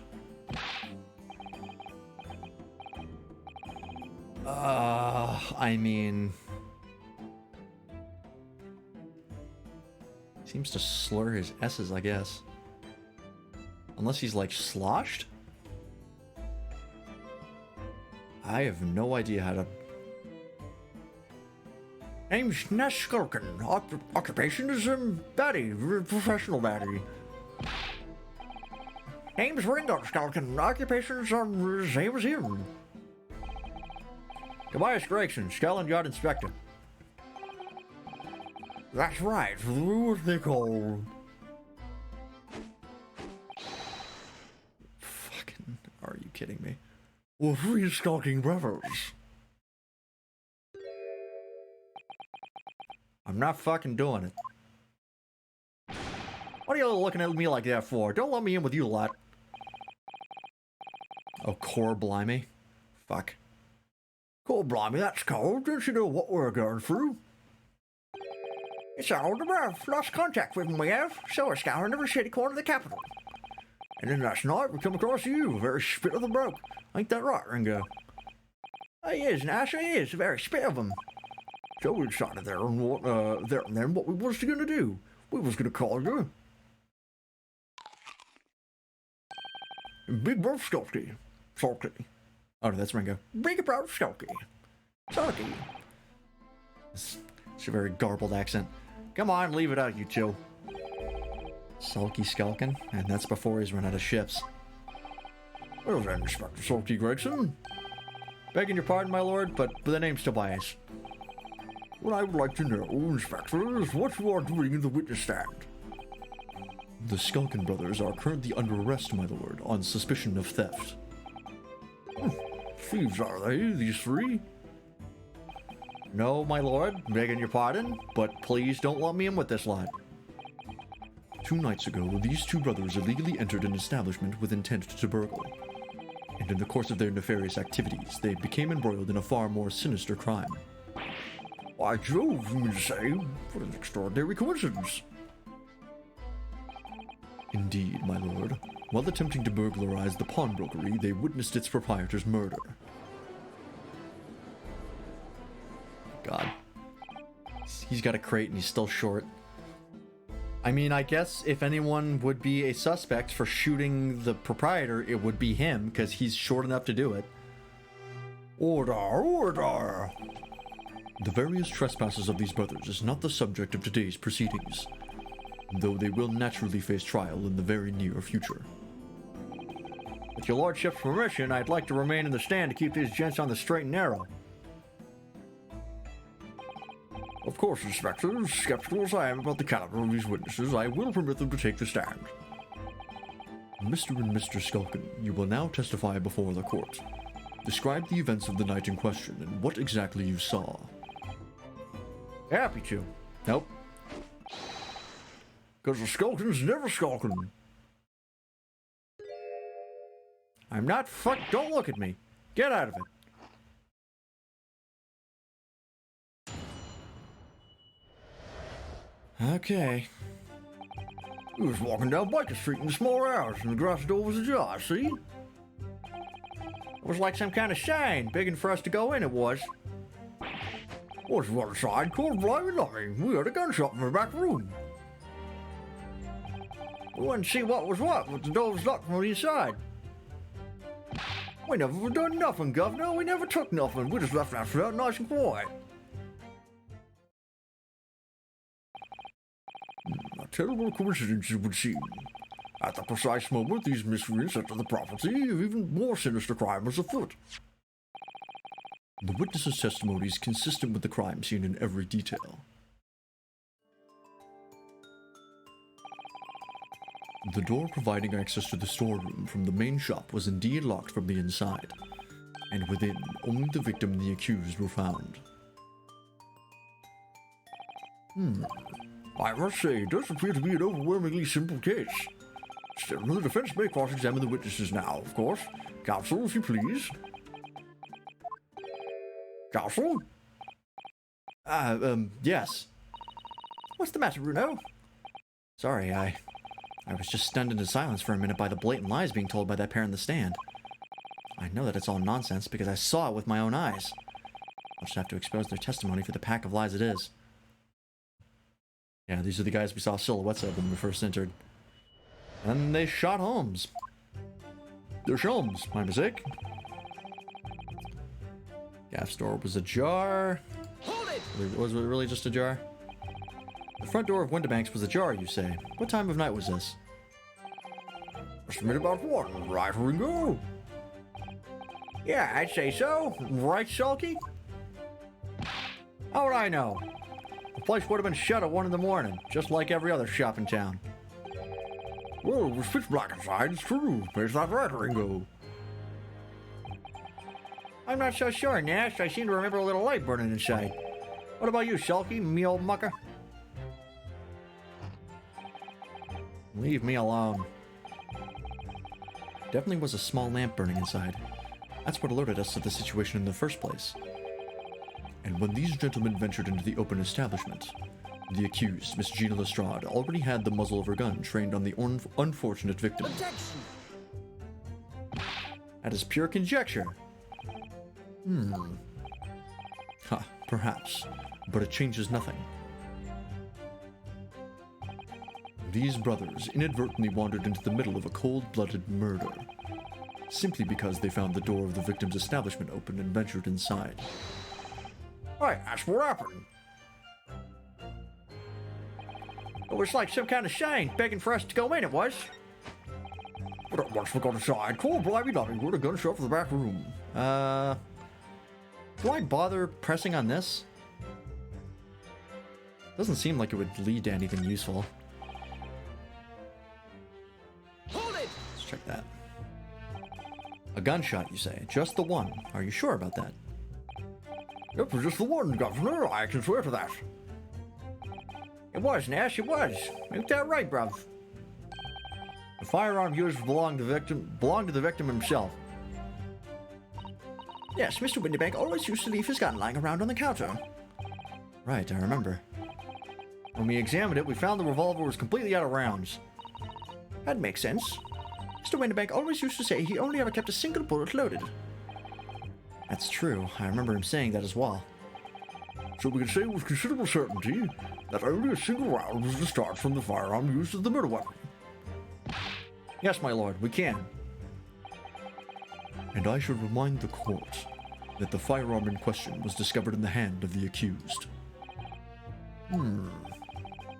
Wonderful. Okay. And to see what was up with the doors locked from the inside. Hold it! Do you mean the door between the main shop and the storeroom? If my learned friend is having difficulty grasping the situation, perhaps a drawing would help. You dick.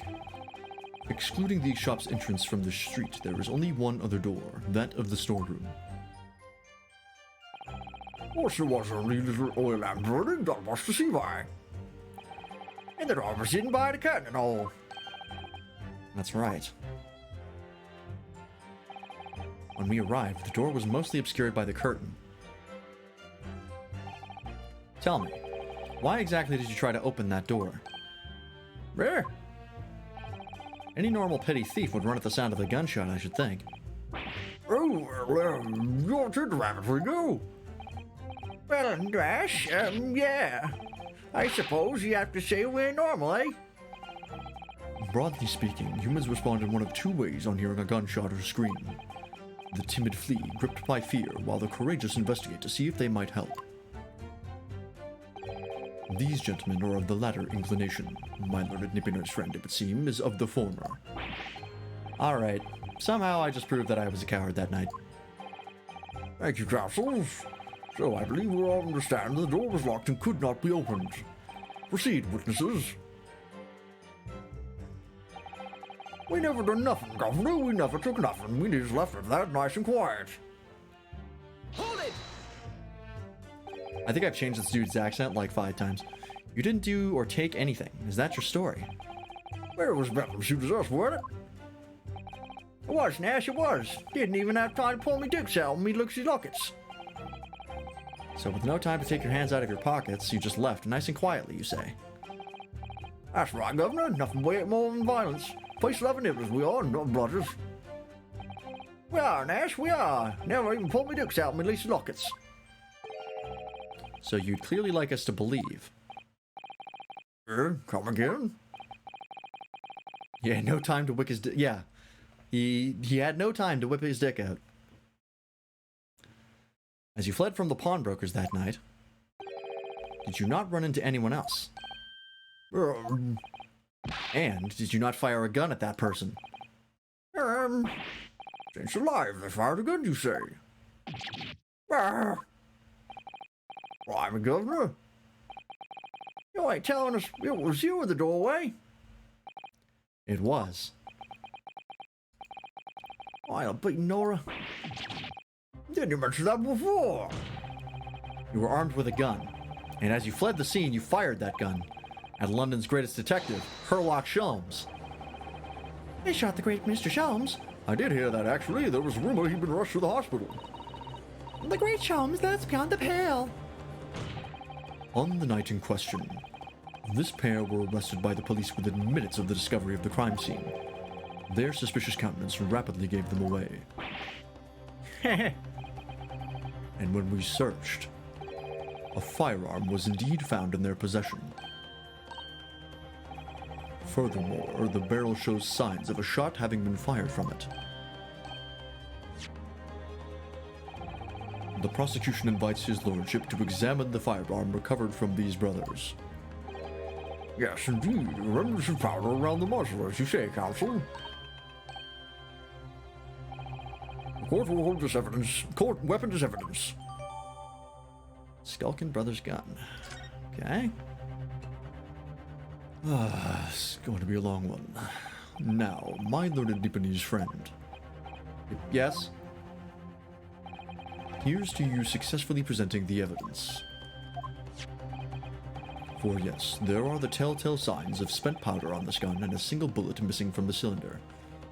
Yeah, I didn't even mention it. What a jackass. But the prosecution demands evidence that was fired at the scene of the crime under scrutiny in this trial. Well, I don't need evidence. Because I was there. Objection! However, the rest of us in this courtroom were not. If the defense fails to provide evidence in support of its rash claim,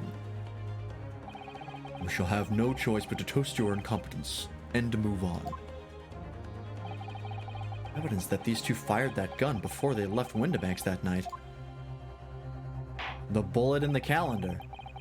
The court demands that all claims are affirmed with clear proof. What evidence shows that these witnesses unloaded a firearm when the pawnbroker shop that night? I think it's the blood thing?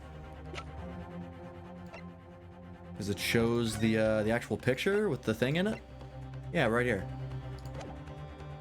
Oh, it's got to be this, right? Take that! The music didn't stop. Oh, no, okay, we're fine. The evidence is in this portfolio. What on earth have you there, Counsel? During the course of our investigations, we discovered a number of bloodstains. I'm not trusting the police to do the job they're trained to do. How arrogantly Nipponese of you. But, well, anyway, we analyzed all the blood samples we found and recorded the results in this portfolio. And you claim to have the evidence the court is demanding therein. Yes, my lord. No more dallying then, Counsel. Present the pertinent evidence at once.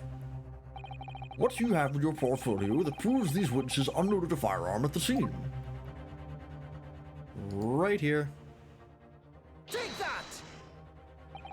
What is that? Explain. It's a photographic print taken at Windibank's pawnbrokery on the day of the incident. I see exactly what Van Zeeks is doing as we're digging our own grave.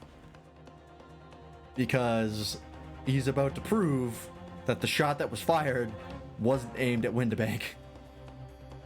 And we're going to help him do it.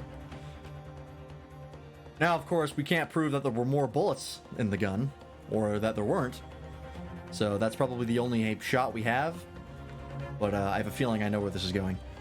The scene of the crime, is it? Is that a bullet hole? And if my eyes do not deceive me, it appears the bullets are still lodged there.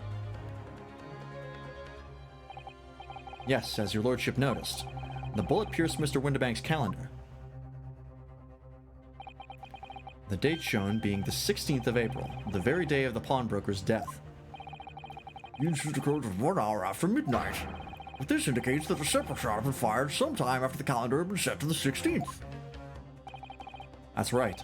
And while it wasn't irrefutable, the defense believes this is credible evidence that the witnesses did fire a round from their gun to the pawnbrokers that night. Ah.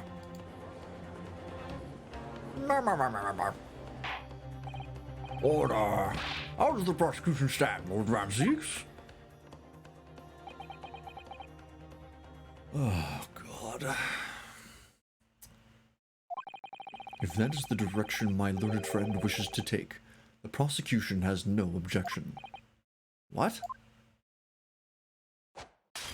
Idiot.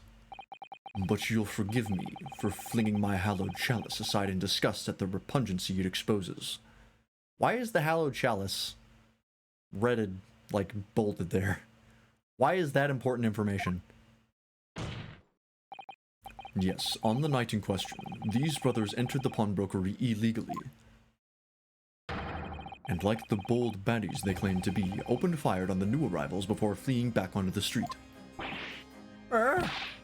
Take it easy there, Governor. You're gonna land us in the soup. We had a deal. You weren't gonna get into them details. Tell him, Sulky. Set the bloke straight. I have nothing to add. So he knew, did he? And Zeeks knew their testimony would almost certainly expose the extent of their crimes. It would seem now that I owe my learned Nipponese friend a word of gratitude. What do you mean? What I mean is that you have helpfully confirmed an important fact. What fact you refer, Lord Van Zeeks? As has been established, at the point of their arrest, a single shot has been fired from the brother's gun. However, okay, so it was established that only a single shot was fired. There you go. So we have no outs. However, if that shot found its target in Mr. Sholmes, then clearly these witnesses cannot be accused of the fatal shooting of the proprietor and victim. Ah. Ow. In other words, these two men have no material connection to the murder of Mr. Windibank at all. So that's it. Fucking kidding me? Actually, we didn't have nothing to do with it. We didn't, Ash. We didn't. That's why I reckon. Your crimes include unlawful entry, intent to steal, perjury, and let us not forget, attempted murder. Quite a catalog, eh, fellas? We're in for it now, bruv. Now then, let us take a moment to consider the aforementioned great detective, Mr. Sherlock Sholmes. It would seem the man patronized the pawnbrokers and questioned somewhat regularly. Where's he going with this? Mr. Sholmes appears to take pleasure in tinkering with eccentric machinery. Eccentric? Says who? Not me. Don't give me that look. He installed a pair of Oh, fuck, I forgot all about those cameras. Oh, no. He installed a pair of machines like this one in the victim's shop. Oh, that's one of Harry's red-handed recorders. What is that, Counsel? It has the appearance of a photographic contraption. As your lordship has surmised, it is indeed a camera attached to a small timing device. Every half an hour, it automatically photographs the interior of the establishment. The idea being that if a thief were to break into the shop, he would be caught red-handed. The prosecution has obtained the photographs taken by the device on the night in question. That's a lot of photographs. 8 p.m., 8:30, 9 p.m., 9:30. As the court will observe, copious identical prints are produced in a quite desultory fashion. Rather fraudulent, I feel. In fact, there are 2 such devices in the victim's shop, my lord. If I may refer the court to the plan of... Oh, that stuck up on me. If I may refer the court to the plan of the premises, their respective positions are here and here.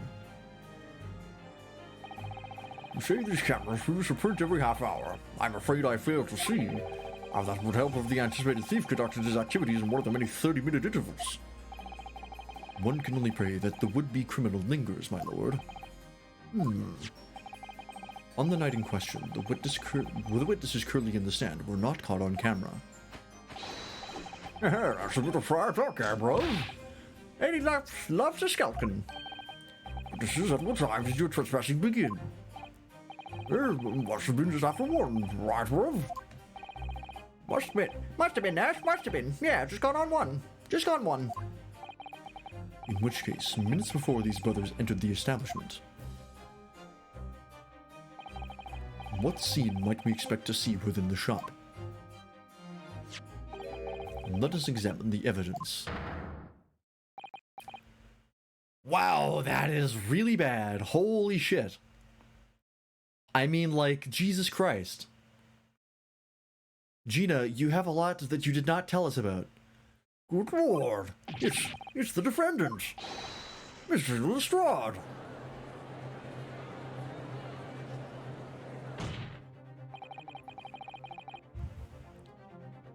Ow, as the court can clearly see. The accused is pictured, gun in hand, facing the victim over the shop counter, no doubt coercing the proprietor to open the door to his storeroom. Finger on the trigger and everything. Come on, trigger discipline. Right, one can only too easily imagine the events that unfolded. The court will take this photographic print as evidence, if you please, counsel. Cool. I don't believe it. Ginny. In short, the accused, the only person who could have possibly killed Mr. Windibank. Fuck me. How the hell are we gonna get out of this? I say, my lord.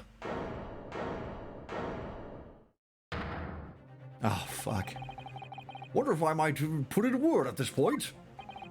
Go ahead, Mr. Foreman. Took a body bullet to the knee in the Battle of Maiwand, 1880, don't you know? Decorated for it and all that, but I forced to retire from service, sadly. Of course, a medal can never outshine the exploits of chaps like us on the battlefield. Yes, Mr. Foreman, and what exactly is your point? Carried on the battle after retirement, you see, the battle of daily life, if you like. And here I am now, leading the small squadron, 6 men, all good and true. And we'll all go down together, you mark my words, one for all and all for one. Oh my god, please get to the point. I do not have enough wine. Ladies and gentlemen of the jury have reached agreement, have they? Is that what we are to understand? Well, Mr. Foreman, is that correct? In a manner of speaking, yes. That is the Garrett Squadron's position, sir. What? No! It's too soon to make a judgment here. Transport for the court, men, or the double. His lordship insists on promptitude at all times, and that goes for making decisions too. Well, I think you'll find the truth is as clear as day now. I could reach out and touch it. I wouldn't have left it in there. I just wouldn't. In all honesty, I can't actually remember. Situation clear. Stop. No room for doubt. Stop. Truth now undeniable. Stop. I'm really sorry for brothers. They are unlikely. Unlucky.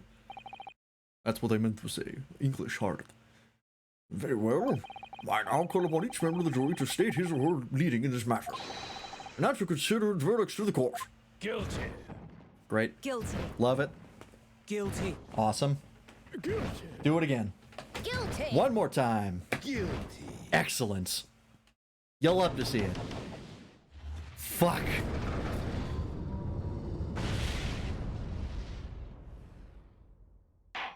Off to a great start. It does indeed appear that the jury is unanimous in its leaning already. That photograph. It must be the definitive evidence that Gregson mentioned. But you didn't shoot him. No, of course not. It is always like this. My lord, the defense wishes to assert its right to a summation examination. Very well, the court grants permission. So, you refuse to admit defeat again. How unsurprising. We shall proceed immediately with the summation examination.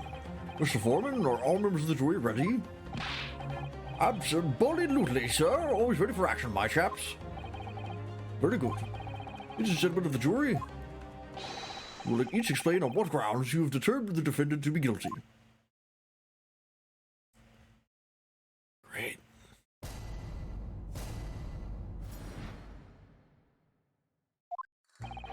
All the evidence clearly points the finger of guilt on this young pickpocketier. As a housemaid, I should like to see all feel the ice wars promptly and rigorously eliminated. Why, I think you'll find that if you look at that photograph in stereo, the truth will just pop out. If I've left it there, I should think there will be repercussions by now. Mind made up. Stop. Global radio transmission of verdict to follow. Stop. In motherland we say never to judge by clothes, judge by head. I am convinced brothers are innocent. The circumstances of the crime and the evidence do indeed implicate the defendant rather comprehensively. The storeroom locked from the inside, in which the victim and the accused were discovered alone, and in the accused's hand the fatal revolver, the firing of which was heard by these witnesses. Not to mention this print. Taken from a chap who's seen action on the battlefield. That young girl's on the verge of pulling the bally trigger. Thanks a lot, Mr. Shelms. Oh dear, Harry's cameras were supposed to help, not hinder. I'm afraid I think you have an uphill struggle ahead of you. Gina didn't shoot Mr. Winterbank. Which means there's more to the situation that we've yet to see. Agreed. Learn to speak in your head, you fucking idiot. Chapter 4, Counsel, proceed with summation examination.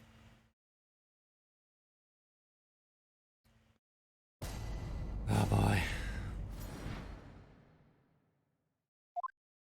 I think I just have to press everything here. Hold it! You're Mr. Natsume's landlord, Mr. Garrett, aren't you? We really must stop a meeting like this. Ah, you're that lawyer chap. Well, does it turn up for the books? Yes, rather a turbulent time we had back then. Some extraordinary events took place at your house, that's for sure.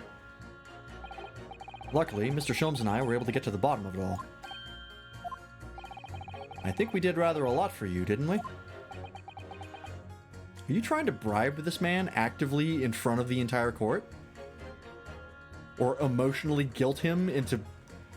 You fucking kidding me? Dude, people are watching you. I mean, obviously. I wouldn't be suggesting that therefore you should change your leaning to not guilty or anything. Wow.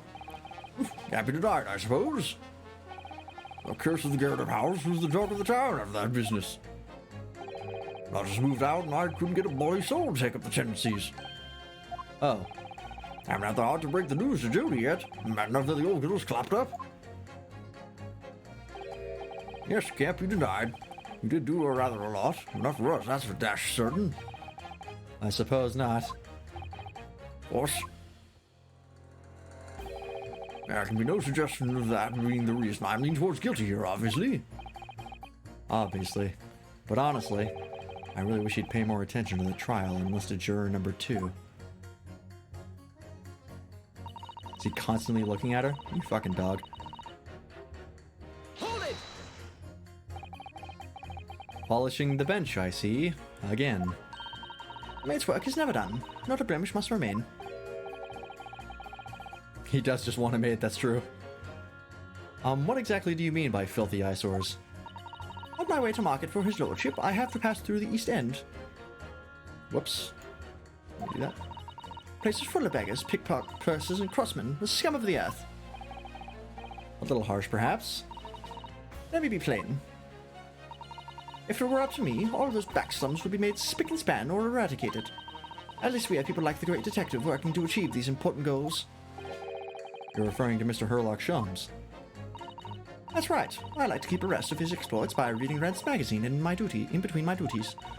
He does wonders cleaning up London's streets. In my opinion, he should be declared an honorary maid of the capital. Mr. Sholmes? A maid? It's really quite unforgivable. Gutterscum having the audacity to shoot our very greatest detective. Minor detail, it was the 2 brothers in the stand who shot Mr. Sholmes, not the defendant. Minor detail indeed. They're all Gutterscum as far as I'm concerned. Well, it just might be an idea to get our facts straight anyway. Yes, all right. I shall amend my statement. That's something. Should swing for shooting the great detective. Hold it! What do you mean, look at the photograph in stereo? Sorry, what? Don't you know? If you look at the photographic print normally, it looks as though the pickpocket girl is about to shoot the victim, obviously. Protection! But there's no indication that the defendant ever fired the gun. All I'm saying is that if you look at the same print in stereo, it could reveal all sorts of new information. By any chance, are you a fan of stereoscopes? No, how did you know? That's called a lucky guess. It never gets old seeing the 2 prints merge into one before your eyes.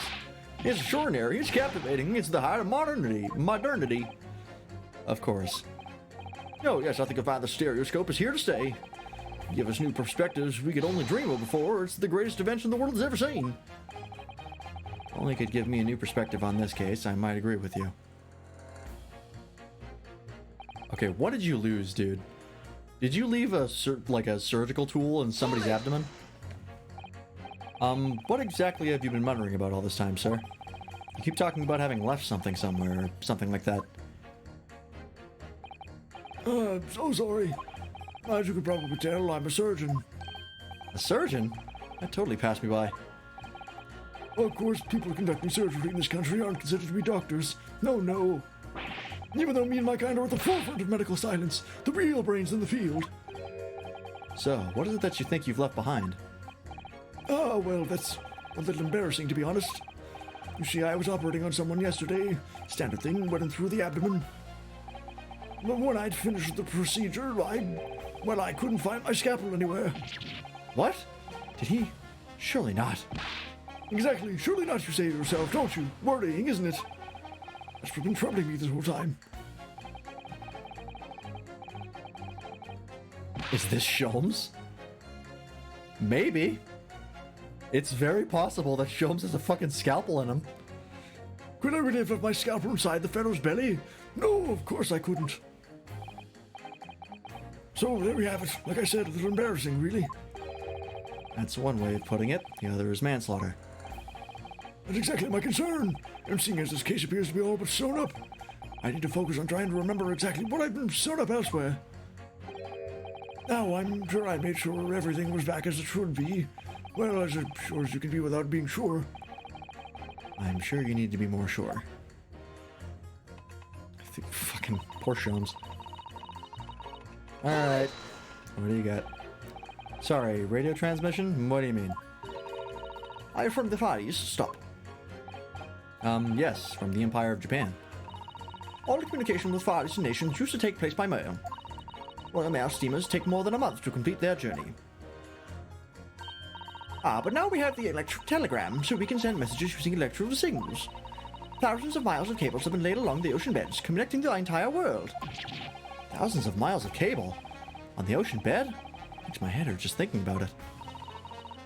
You are well informed, young lady.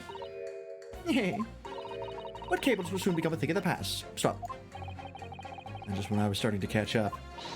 Radio transmissions of the future. Stop. Message carried over airways to the four corners of the globe. Stop.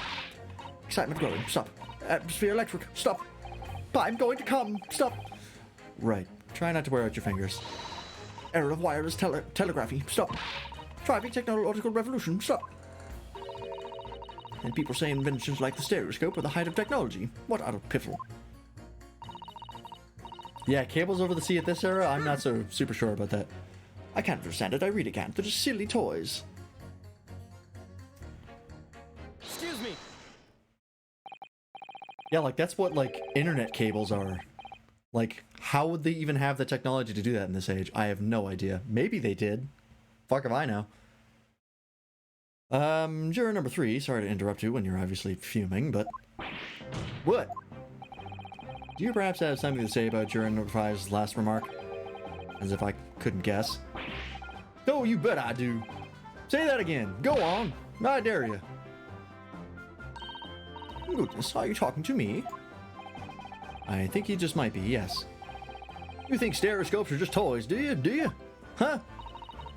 Absolutely. I mean, really. A machine to view photographs in 3 dimensions. Why on earth would you not just use your eyes to look at the world around you? It's all 3-dimensional. What a great way to appease the man. No, I'm sorry. Stereoscopes are of no practical use at all. You just don't know. Pardon? I think you'll find that viewing a photograph through a stereoscope can unlock all sorts of possibilities. I'm obviously going to have to demonstrate. What sort of possibilities? Well, take a crime scene, for example. If you had a pair of photographs from a crime scene that you could view through a stereoscope, they could reveal hidden clues you never even noticed before. What? Have you got any, Runo? Any prints we could look at with a stereoscope? Do we?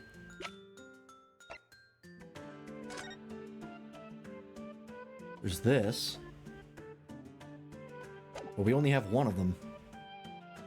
We have the cats. I don't think that's any good to me. I don't think we do. None spring to mind. Well, maybe. Fuck it, I'll just go for it. Or portfolio, maybe? How about this frontier? Should do the trick. Take that! Alright then, juror number 3. Are you saying you can do this with any 2 suitable photographic prints? Of course I can!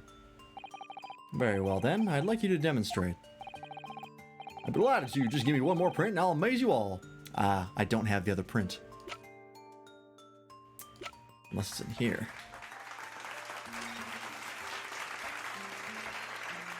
Nope, I don't have it. I should have known. Damn it.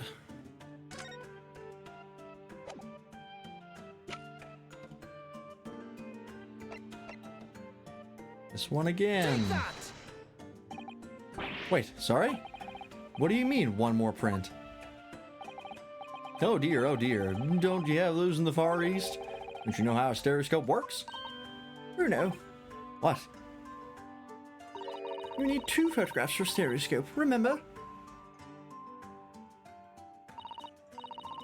You know, one for the left eye and one for the right. Oh yes. I remember now. I have 2 of the sign? Like the calendar? Not that I know of. I just have this one in here. But I think that's it. Thank you for the applause, you always do it. We're doing a phenomenal job. Yeah, it just rotates. It cycles through again. But the print we have from a pawnbrokery is just a normal photograph. No, I think you'll find. Now the clue is in the name. It's a stereoscope, not a monoscope. You'll always need 2 prints. Thanks for the friendly explanation.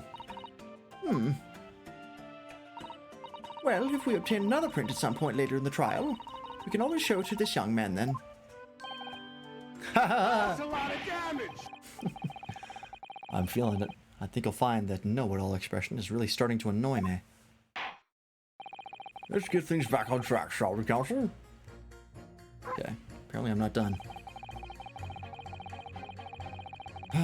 Okay. Well, I guess the last guy we have to talk to is this dude. Hold it! Please tell me you're not Villain Bolshevik, the Russian revolutionary. Revolutionary? Nah, I believe there is such a rumor. It's just a rumor. As you see, I have unfortunate appearance. It looks like vicious criminal. Your words, not mine. Just wanted to point that out. People call me a revolutionary, murderer, autocrat. And which glove fits? Good day. I'm visiting London for a sightseeing. I would like to take bus to Crystal Tower, please. Right, that didn't sound staged at all. You'll forgive me for having my doubts. To be treated like vicious criminal all the time, it is very painful. People do not realize. So I have much sympathies for those brothers. People say they are criminals only because of how they look. The Skulkin brothers? Maybe they went inside pawnbroker shop. But they have done nothing wrong. That is all I want to say. The Skulkin brothers did nothing wrong that night? Alright, well, first of all, that's one not so little misunderstanding I'll need to clear up straight away. Tell me something, Iris. What is it, Runo? The jurors are chosen at random from the inhabitants of London town, aren't they?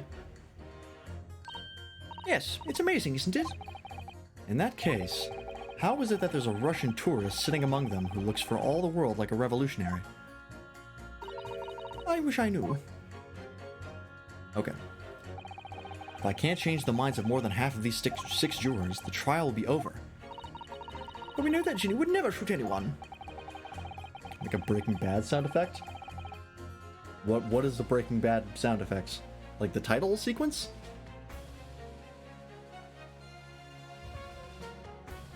I'm not familiar enough with Breaking Bad to know what memeable sound effects there are.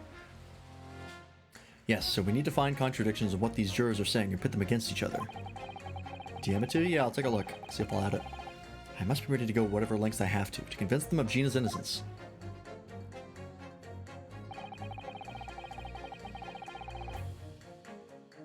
Okay, well, this lady says that the brothers are scum, and this guy says that they're innocent, so I think it's these two. I'm pretty sure, because I don't think anyone else at the current time really helps me.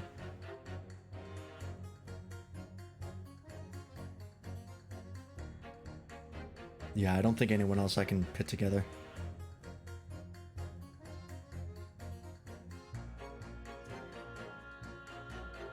Objection! Ah, here we go. Those two statements clearly contradict each other. Good lord. Counsel, explain yourself. Oh my statement, contradictory. C-O-N. Juror number 6, you got the wrong end of the stick. I do not have stick. I have mouse. As juror number 2 said earlier, when the Skulkin brothers fled the scene on the night in question, they fired a shot from their revolver. Yes, they shot poor Mr. Sholmes in the abdomen, I understand. Surely you're not going to tell the court now that you didn't hear. Sentence?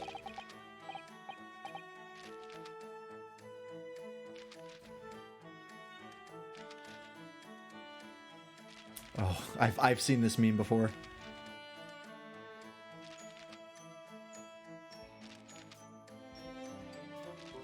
Yeah, just zooming into his face.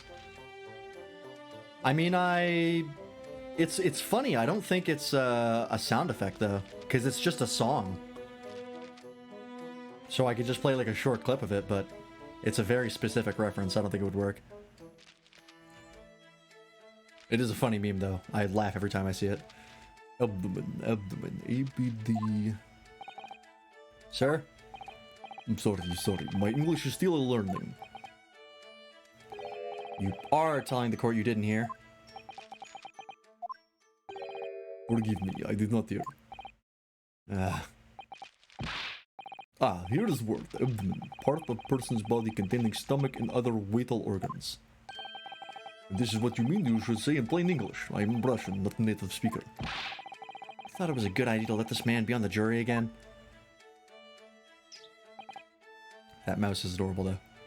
So, you are telling me these brothers who look like criminals were lying? They said before we never done nothing, but truth is they shot detective. And this is double negative. Yes, that's exactly right. Oh my god! The poor guy! Poor mouse! Well, he actually doesn't look like he's stressed out that much. He's just kind of hanging out. Like, oh, I'm being held like this. Okay. Lying is wrong, especially when lies said by a person who looks like a criminal. Coming from you, that seems surprisingly prejudiced. This means when they said we never took nothing, maybe it was also a big fat lie. Is this true? Well, according to the police report, no stolen goods were found, so... In the fight, there is no one now. It's not the mouse's fault, though, sir. I must see with own eyes. I must investigate crime scene myself. I'm afraid that won't be possible. Yes, it is, Runo. Easily. Sorry? With the prints from Hurley's red-handed recorder. Ah, here's how we get the other print, as they show us the other angle. My brothers who look like criminals are lying? Yeah, shocking, I know. If you compare the print that pictures Zinni and the next print from half an hour later, you'll be able to see straight away if anything was taken or not. Kui, Mr. Prosecutor. Tut tut, calling on the prosecution in the middle of a summation examination of all times. The print showing the accused threatening the victim after she broke into the shop is this one. Oh, I saw it, Zero. I read it. Following this, the victim and the accursed move into the sword room. Meanwhile, the Skulkin brothers entered the shop and summarily heard the fatal gunshot ring out. Sadly, none of these events were captured on film. This is the print produced by the camera half an hour later, after the brothers' fight. Yeah, I mean, I don't read every message. I'll read it if it's like, you know, something funny or anything like that. So this was taken after Hurley was shot then, as far as I can tell. Nothing has been taken. It does seem to be the case. I can't notice anything that's obviously missing in the second print. So the brothers who look like criminals told only one lie. They shot men, but they stole nothing. If it seems so, yes. Good. No, not good. You were right. I did not understood the situation. Now I know brother I have lied. I think it is very important to continue a trial. Hey, alright, that's one.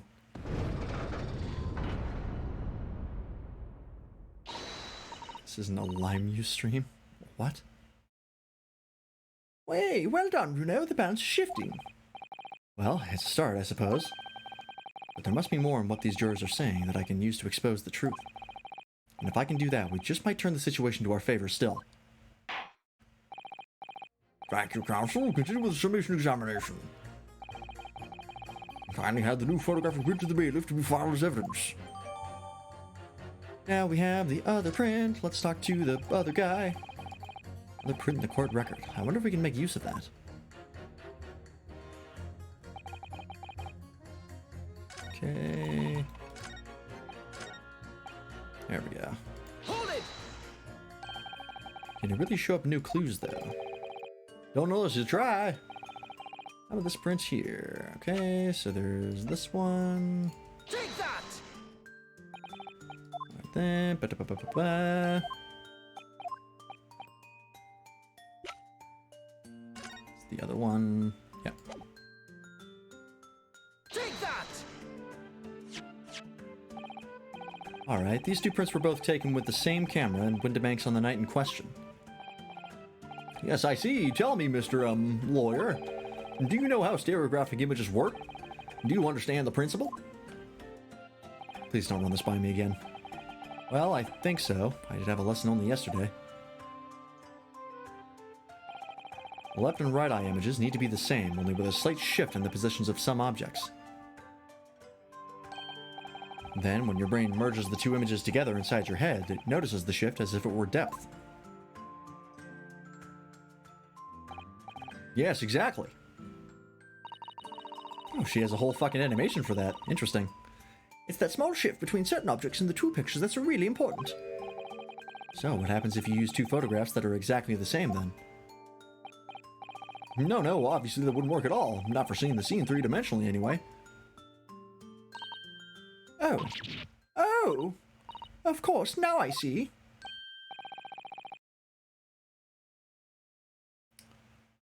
Oh yeah, the Take That.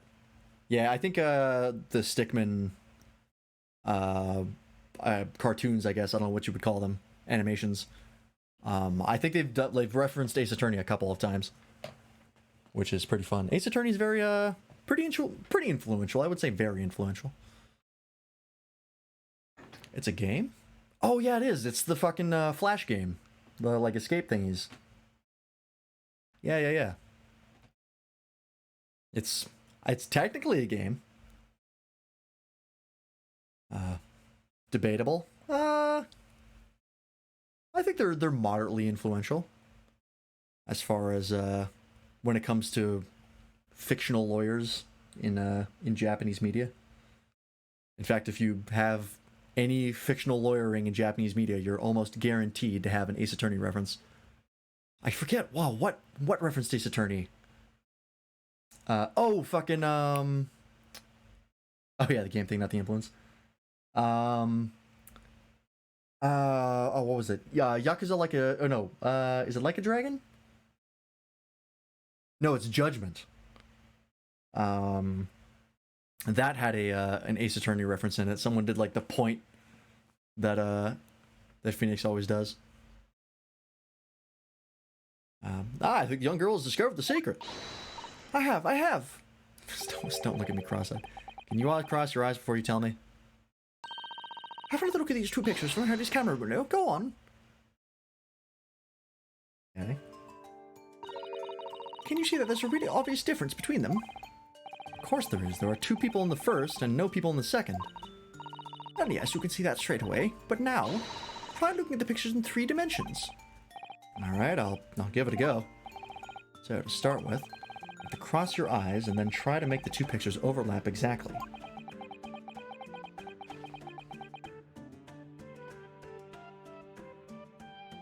I almost got it. I kinda got it. It's very blurry though, because my fucking eyes are crossed. Stumble Guys ads. Yeah, someone else mentioned that they've having legally distinct Fall Guys ads. And see if by crossing my eyes I can make the quill pens from each picture overlap in the middle. Wait. Well, did you manage to see it properly, Bruno? I mean, the lamp is broken. I noticed that. You can see it in here. This is broken here.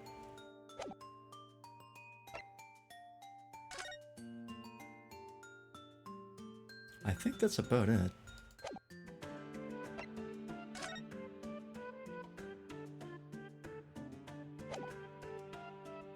I don't know.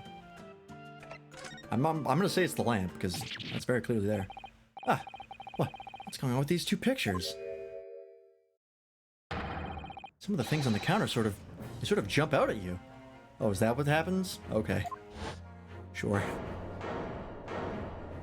Yeah, fucking Van Zeeks is the smart one. Yes, that's it, you see?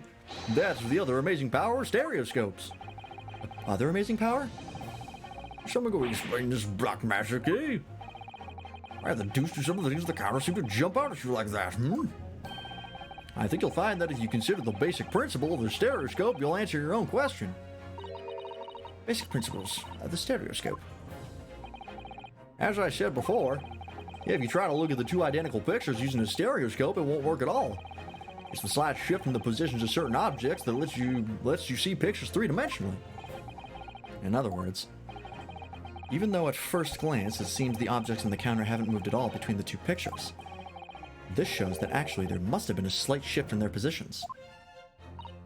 Yes, there must have been. Now hold fire there, sir.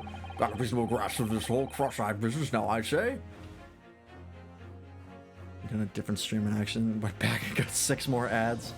I'm sorry. Why the devil does this shift between the two prints exist in the first place? What's the answer, fellow? Come on, you're the cross-eyed master. What? Me? I haven't the first idea. You know, it's quite simple. It is? Just think it through step by step. The first photograph was taken at 1 a.m. Then, 30 minutes later, the second photograph was taken. But the position of some items on the counter appears to have shifted slightly in the interim. So that means that sometime in the half-hour interval, someone must have tampered with the things on the counter. Zookers. Zookers? Something tampered. No information. Stop. No, not mentioned in testimony so far. Stop. Yes. I had to go around in circles a little here, it seems. But I'm starting to see what I should be aiming at in this summation examination now. Ow, ladies and gentlemen, the question now is clear. We know the items on the countertop were moved, but by whom? Are you suggesting you might know? Of course. I can tell you right now who is responsible for almost the imperceptible shift in the items on the counter. I mean, it has to be these guys, right? Take that! Ow. It was the witnesses currently in the stand, the Skulkin brothers. Wait, this does not agree with what brothers said in testimony before. They said they did not even attempt to pull dukes from Lucy Lockets. My phrase book says dukes is meaning hands and Lucy Lockets is meaning pockets. But is this another lie? Is this what you were saying? I will kill them now in front of everyone. Lurk ads are bad, no problem. Thanks for the lurk, Zero. Yes, I'm afraid so. Now hold on there a minute, you can't be sure of that. I quite agree. The accused is a common pick purse, after all. It's perfectly possible that she went through the things on the desk to see what she might steal. I think that's unlikely. Why exactly? As you can see from this photographic print, the defendant was pointing a gun at the victim. It would seem, as my learned friend indicated, that she was coercing Mr. Windibank to open the storeroom door. In other words, Miss Lestrade's interests lay within the storeroom, not in the main shop, giving her no reason to touch anything on the counter. Ow, all of which points to one thing. The Skulkin brothers have omitted key facts in their testimony. But the accused is a pick purse, common gutter trash. Why look any further for the wrongdoer here? Because the Skulkin brothers are thieves, madam. No better, in fact worse, than a pick purse. I believe that these brothers were looking for something on the victim's counter that night. Ladies and gentlemen of the jury, if you would condemn the defendant on the grounds that she's a pickpocket, would it not at least be right and proper to thoroughly scrutinize testimony given against her by 2 thieves? Well said. I, for one, would like to hear more from that shady pair. Fuck. With his hand? Because he can't use his hands because they're supposed to be sanitary? Oh my fucking god. Can you all see now? I think you'll find stereoscopes aren't playthings. You've seen their extraordinary potential firsthand. Jesus Christ. Wholeheartedly agree. Stop. Must purchase after trial. Stop. Will return home via Regent Street. Stop.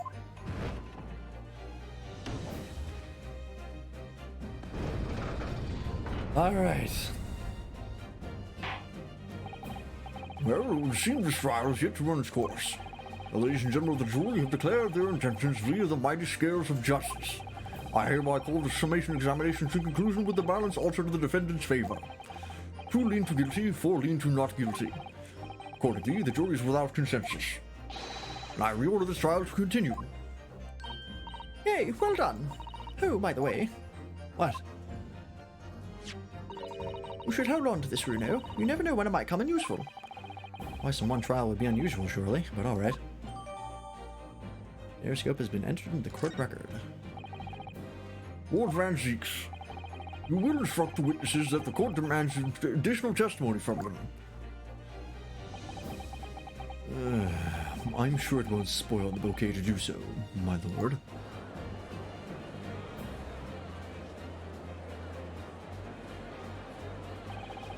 I've won myself another chance to probe that pair about their activities that night, at least. And I won't stop probing them until I've proven that Gina is innocent. Seems like a to be continued. There it is. Wow, it's like 3 episodes in 3 hours? That's very, very fast. Oh yeah, of course we're gonna use that tech more. 100%.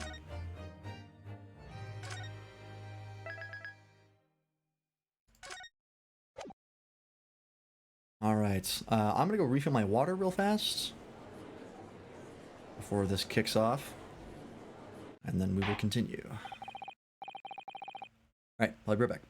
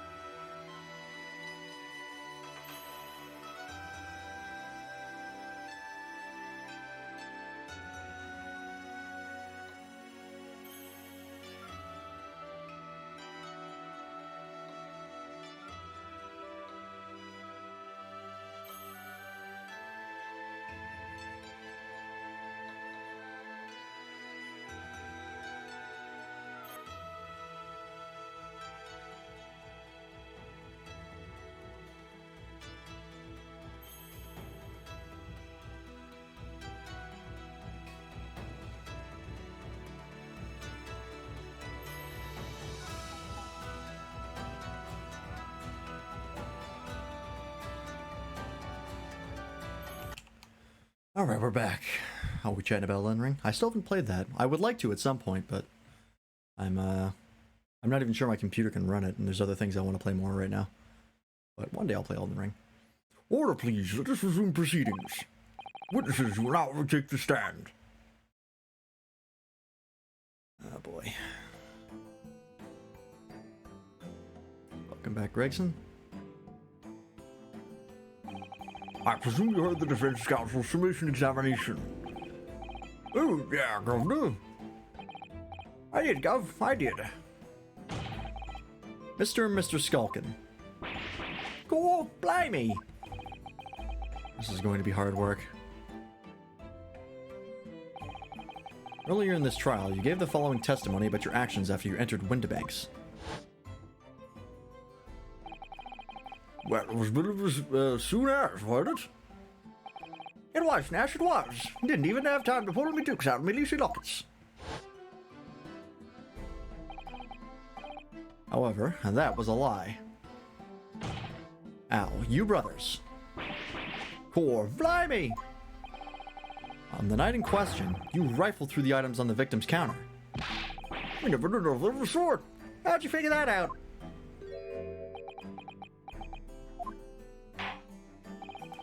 Now I'll give formal testimony once again.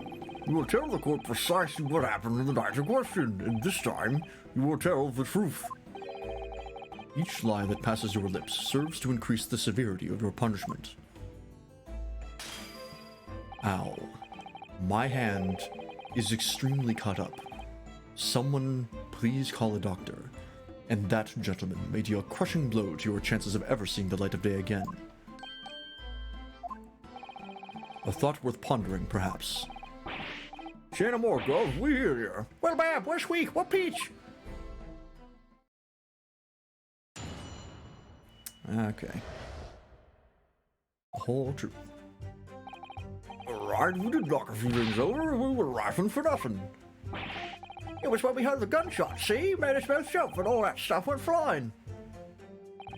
Look, it didn't have to give us a fright. We were thinking to shoot and cover the door and get us next. We stuck everything back where we found it in Scarford, straight to him in the black. We never shot the pawnbroker, see? We never even had a chance, did we? Oh, they're extremely sus. To admit to the defense's accusation, you did indeed ransack Mr. Windermake's countertop in the night in question. Not ransack, Governor, no. That's right, Nash, that's right. It's more like we tied it up, yeah. We're just kicking in. I already feel hungover. Sorry. By their own admission, these brothers entered the pawnbrokery under dubious circumstances. However, they panicked and fled on hearing the gunshot, having first made good their mess. Well, you said we ought to sound like roughs at all. You know, Nash, we don't. Can't you make us sound a bit more cutthroat? Can't just be coincidence that these men showed up at Windibanks that night. There's more to their testimony than meets the eye. I'm sure of it. Going to bed, Zero. We'll have a good sleep. And hopefully we will see you again some other time. Alright, if you knock a few things over, we're rifling for nothing. Lies. If that's the case, then why didn't you testify to that effect in the first place? Well, you know, we're not exactly sweet, are we? Yeah, Nash, we ain't. If we admitted to something like that, people would think we're up to no good. Oh, you're gonna go to bed, but you're not gonna sleep? I feel you. Boy, do I feel you. Where's that Ringo and me old China? We only got ourselves in more trouble. And in fact, as a result of lying in your previous testimony, that's exactly what you've done. Landed yourselves in even more trouble. Oh, well, That's rotten luck. As the rotten apple eater. Witnesses, explain your actions to the court. Why did you ransack the victim's counter? you never ransacked nothing. Hey, Nash, right. More like we tied the place up.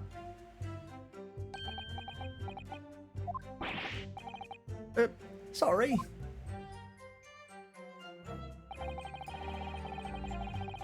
It's not a gunshot. Nope. It was when we heard the gunshot. See? Made us both jump and all that stuff went flying. Hold it! Bullshit. So what you're saying is, the sound of the gunshot shocked you so much you knocked all those things off the counter. Well, it shocked one of us that much, yeah. It's back in those years to keep his shirt on. Look, it was loud, all right? Blimey, dead Granny would have opened up that bang. Big brother here screamed like a booming baby and fell over on the counter. That Big Bruv? He's the big brother? Knocked over a whole load of books, the candlestick, and some skull or whatnot.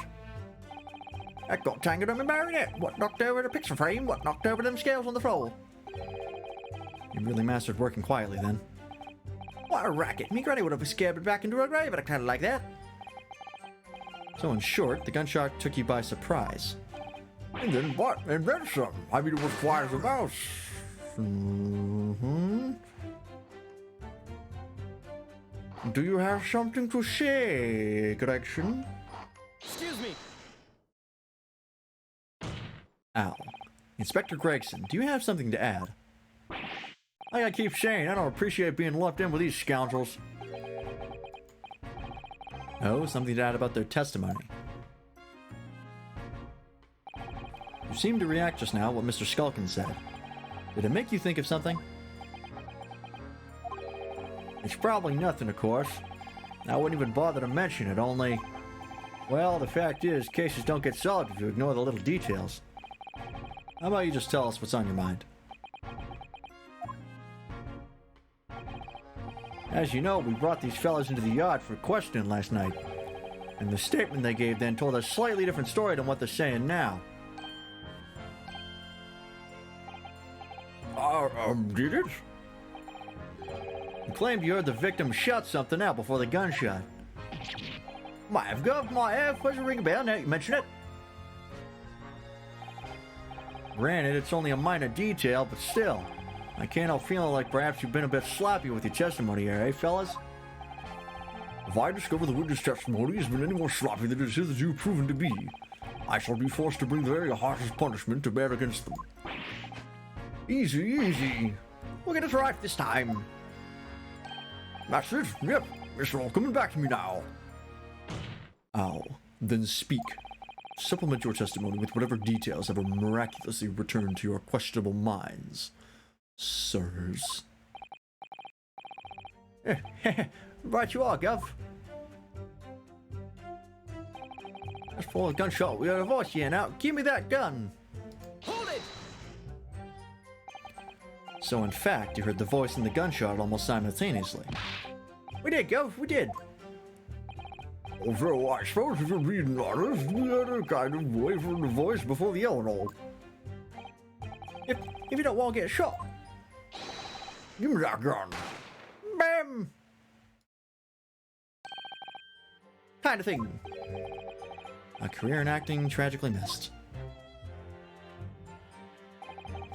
And wherever the voice is coming from, could you tell?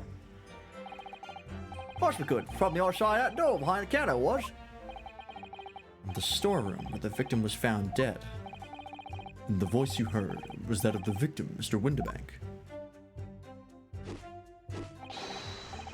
Tommy Grenner's life. Of course it was. What a steady fly, of course it was. So that would mean that you both knew Mr. Windibank and the sound of his voice. What? What, Nash? What? Any ideas? Yes, counsel, indeed it would. No, we didn't know that, geezer. How am I supposed to deny when they're broken all the fancy clobbers giving us the evil eye? If you value your lives, you will ensure your testimony is accurate and true. I'll be Granny's life, it is. Our Scotty's life, it must be. It's a good job as Granny's dead. To summarize then, immediately after hearing the voice of the victim, you then hear the gunshot, causing you to stumble and upset the items on the counter, scattering them over the shop floor. Make it sound like we're clumsy. Don't forget who tried it up after like you did, boys. Anyway, the way I see it. One of the players was holding the gun, so he just sort of fired instead of yelling at the girl. You'd have to be afraid. We just think the shooter would come toward us next.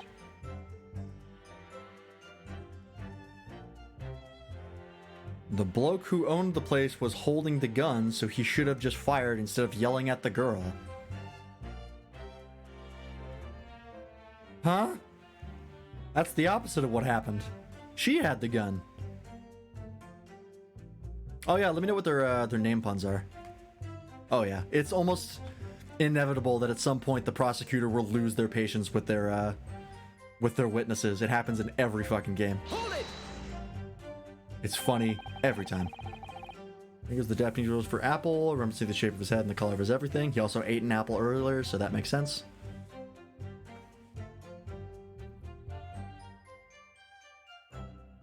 The guy's name is Nash, and I think he ate a peach?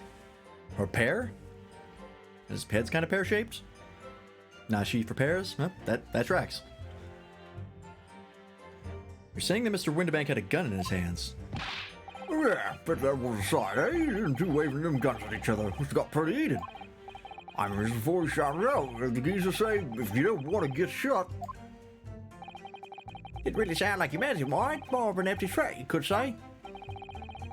Mr. Windibank was known to keep a revolver on his shop counter at all times. People say that to protect their articles in his keeping, he'd readily put a bullet in someone's head if required. That's someone being himself, of course. Good grief. Extraordinary devotion indeed. It's alarmingly misguided. Well, he certainly sounded like he was ready to pull the trigger the other night. Only the person who was going to shoot beat him to it. Took his deuce proper. Bet you wish you squeezed the trigger instead of wasting the time shouting, give me that gun. And it was directly after those words that you heard the gunshot. It was more or less the same time, Gov. Give me that gun. Bang! Bam.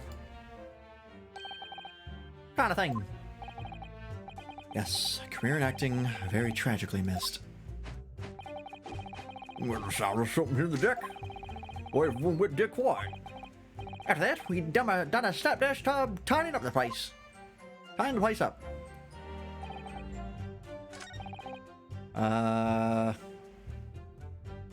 We can just present the print, right? Like, that's fucking wrong. There was no gun for him to have. She had his gun. It's gotta be this, right? Objection! Yeah, okay. Amber Heard versus Johnny Depp all over again. Jesus Christ.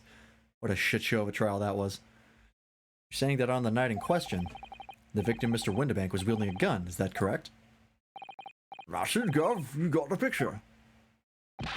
Yes, now she has. No question. And yet the photographic evidence from the time of the incident clearly shows... Objection, hearsay. Objection, hearsay. That Mr. Windibank was not in possession of a firearm of any description. Objection! You surprise me. Does the defense really intend to highlight evidence that compromises the position of the accused even more? Ah. Furthermore, the defense has failed to establish that the photographic print presented was taken a suitably short time prior to the victim's death. Your chronology is severely lacking, counsel. Yeah, that's right. Too right, Nash, too right. Oh, geez, you could have been able to about to turn the tables on the girl, eh? Hardly likely. No, I'm afraid this won't stand as conclusive evidence. Continue with the cross-examination, counsel, and heed my earlier warning, witnesses. A skulkin's never skulkin'. It's me, Gregson, I said that.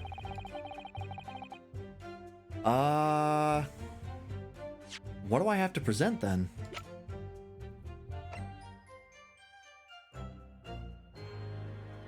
She had the gun when she was found unconscious.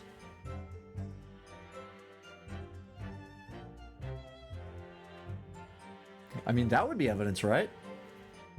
Because if she had the gun, he couldn't have wrestled the gun away from her. Because she had it when she shot him. Well, I guess she wrestled it back, maybe. Ah, fuck.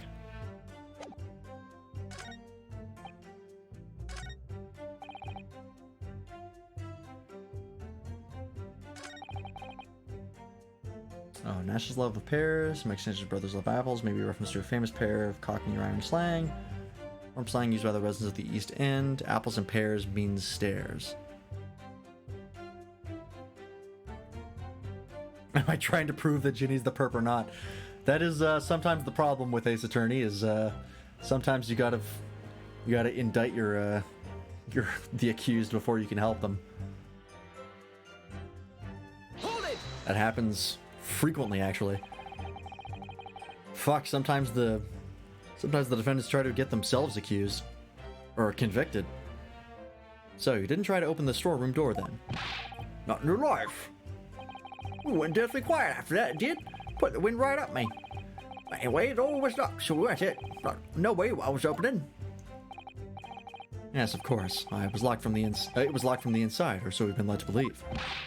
What scope it was from the inside. Right, so we had no way of knowing what was going on there, did we? Unless there was some other way to get a view of the inside of the storeroom. Like through the keyhole or a spy hole, perhaps. How'd you know if it was locked if you didn't try it? Good question. Don't ring no bells, don't light no lights. We had to cut and run before we noticed anything like that. We're sucking our teeth in this game, see, well, one day. We'll really cut the mustard. Please, cut it out. Why Stumble Guy is so fun. Right question. But as we know, behind that door was the victim's lifeless body, with the accused not 2 feet away. Yes, unfortunately.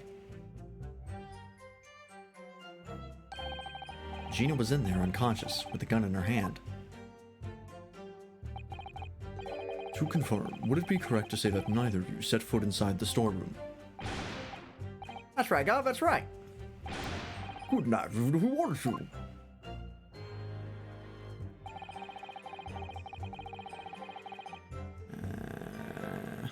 Okay. Yes, whereupon you fired a shot from your own gun at Mr. Herlock Shums. Yeah, we wasn't hasty there. Was that we was. Truth be told, I was already shaking like a leaf when you lot turned up. If you're shaking like a leaf, don't put a loaded gun in your hand. Good advice, miss, good advice. Fucking what accent is that? Who knows? Truth be told, mine went totally black. Well, your mind goes totally blank. Make sure you don't have a loaded gun in your hand. Mention no name, miss. After that, we legged it down the street, but apparently we looked dodgy to the coppers or somewhat, so we cut the derbies on us like a winking. And after you'd been handcuffed, the police found this revolver in your possession, correct? Well, yeah. Well, listen, that proves did it there. Couldn't have shot the pawnbroker, see, we didn't even have a chance, did we? Hold it! We'll press this last thing. And why should we believe that? Yeah, what? Well, of course it's true, isn't it? It was totally empty when we went in. At that time, the victim was already in the storeroom, having been forced to open the door by the accused who had a gun to his head. In other words, on the night in question, these 2 witnesses never even laid eyes on the proprietor of the pawnbrokery, Mr. Windibank. Correct? You've got him, mister. Down to a T. So the Skulkin brothers never actually encountered Mr. Windibank. Is that really true, I wonder? That's it? That's the full extent of their testimony? What is it, Runo? You look very fierce. I could pour you some herbal tea if you're tired. Oh yeah, my accents are all over the fucking place. Too many characters, and they're all too similar. Oh, thank you, but I'm fine. Being such a logical thinker, you'll probably laugh. But I feel as though these brothers are still hiding something important. It is nothing more than a feeling, though. I have no proof to support it. Well, feelings can be very logical at times.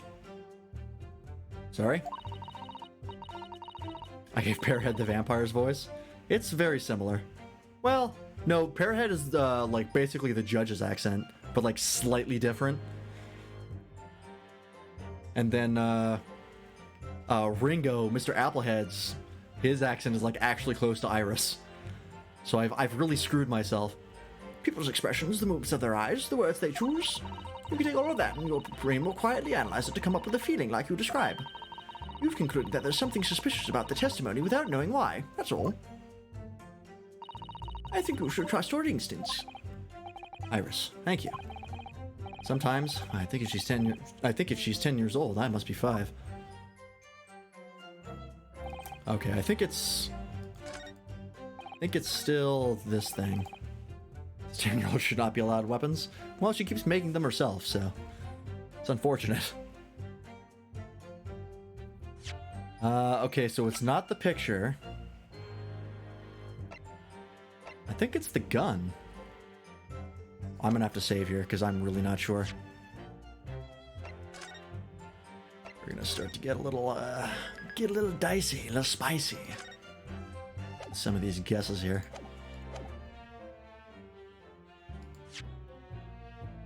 You cut your finger again? Jesus, Toaster, come on. Okay, at least it was a different finger. That's somewhat good. Gotta stop doing that, my man. Okay.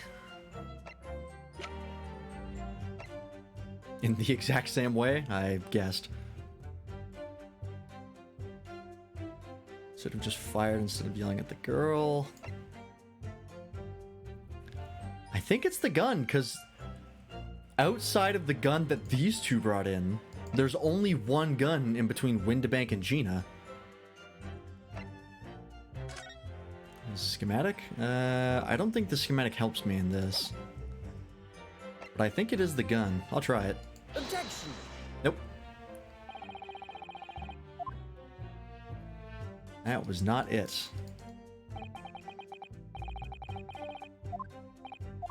Even though it makes perfect sense, but okay.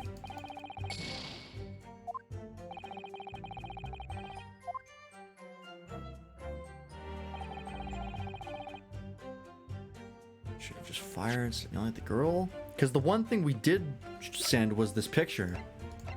This one. Which worked, but the problem was, like, they couldn't prove when the picture was taken.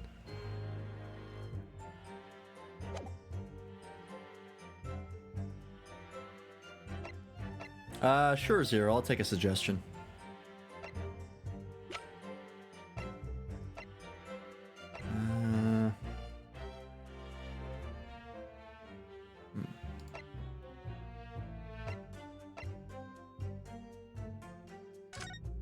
Yeah, don't think this is gonna help me.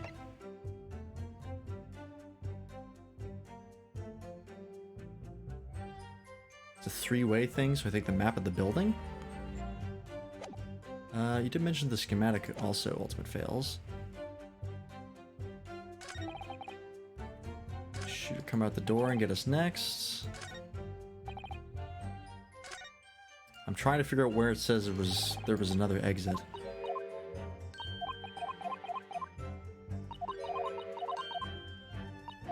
I clicked the wrong button. Just for the gun shower, reversing, get that gun. The bloke would own the place was holding the gun, so you should have just fired instead of yelling at the girl. Shooter would come out the door and get us next.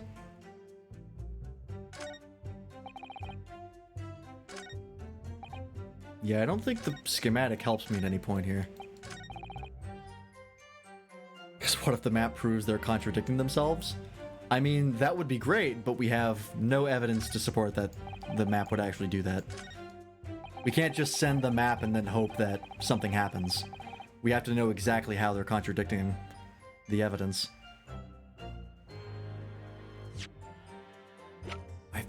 I thought for sure it was this, and then the gun made perfect sense, and now I got nothing.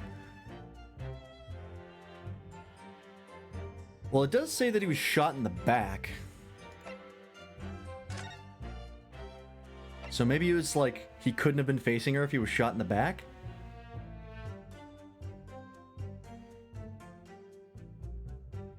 Entered the body from the back on a gently rising diagonal trajectory. Because yeah, he was saying like, give me the gun, and then like the shot went off, so that can't be right. I think that might actually be it. I'm gonna send it. I'm feeling pretty good about it. Where the hell was it? Where... Nope, that's not it. What the fuck was I just looking at? Right here. Autopsy report. Full send! Objection! Fuck!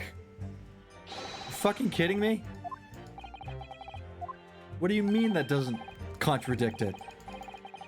How the fuck could they have been facing each other if he was shot in the back? This game's bullshit.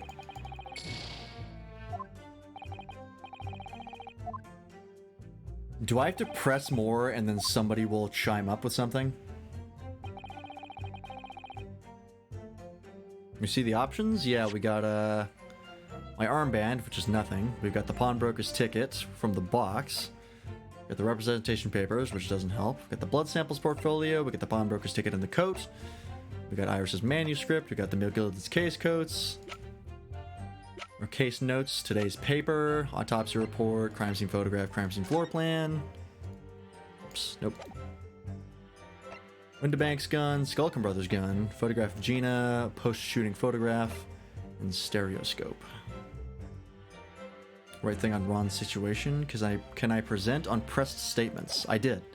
This is the one. This is the new thing that popped up when they were pressed. Because beforehand it was just this.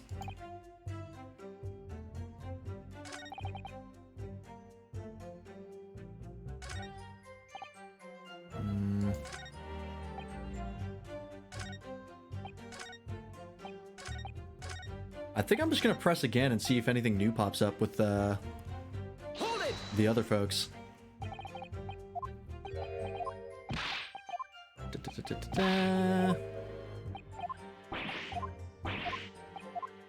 Because that's happened before where we've pressed on something and then something earlier on a press would open up. The crime scene where the gun is at. What if you match the gun at the crime scene with one of theirs? We can't, because we have their other gun.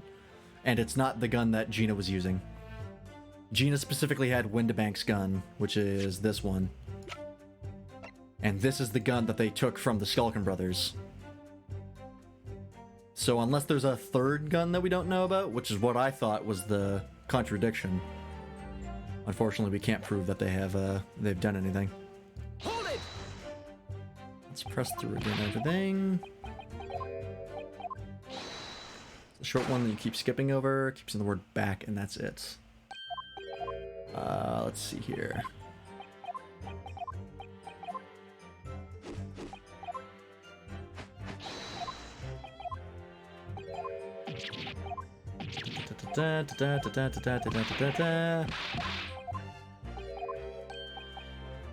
Use the autopsy and their gun. You can only present one piece of evidence at a time.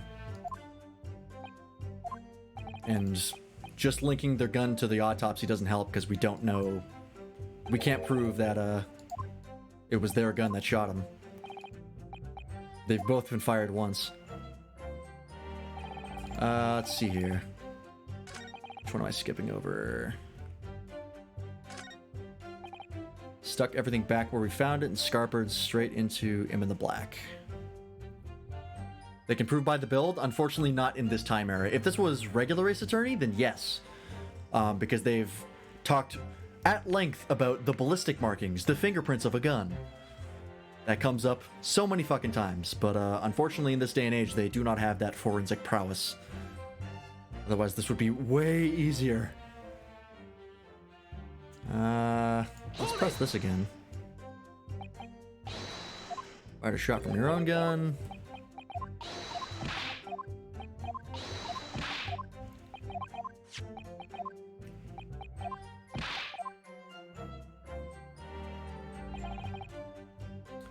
Couldn't have shot the pawnbroker, didn't even have a chance.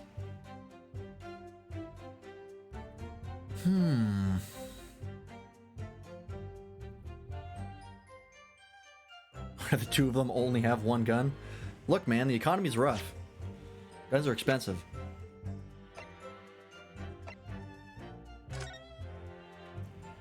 What's this say here? Hang on. Showing the scene a short time before the murder took place. Post-shooting photograph. No.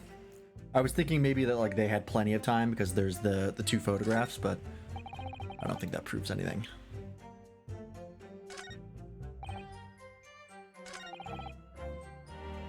Let me press this again.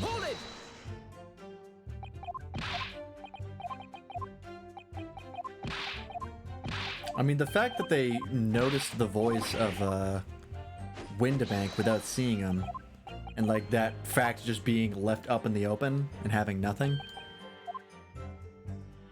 that's weird. We can't pursue that. Good now, even if we wanted to. I mean, I think it's got to be on this, right? The new press statement. Because, like, there's so many contradictions in this, but for some reason, nothing I present is proving it.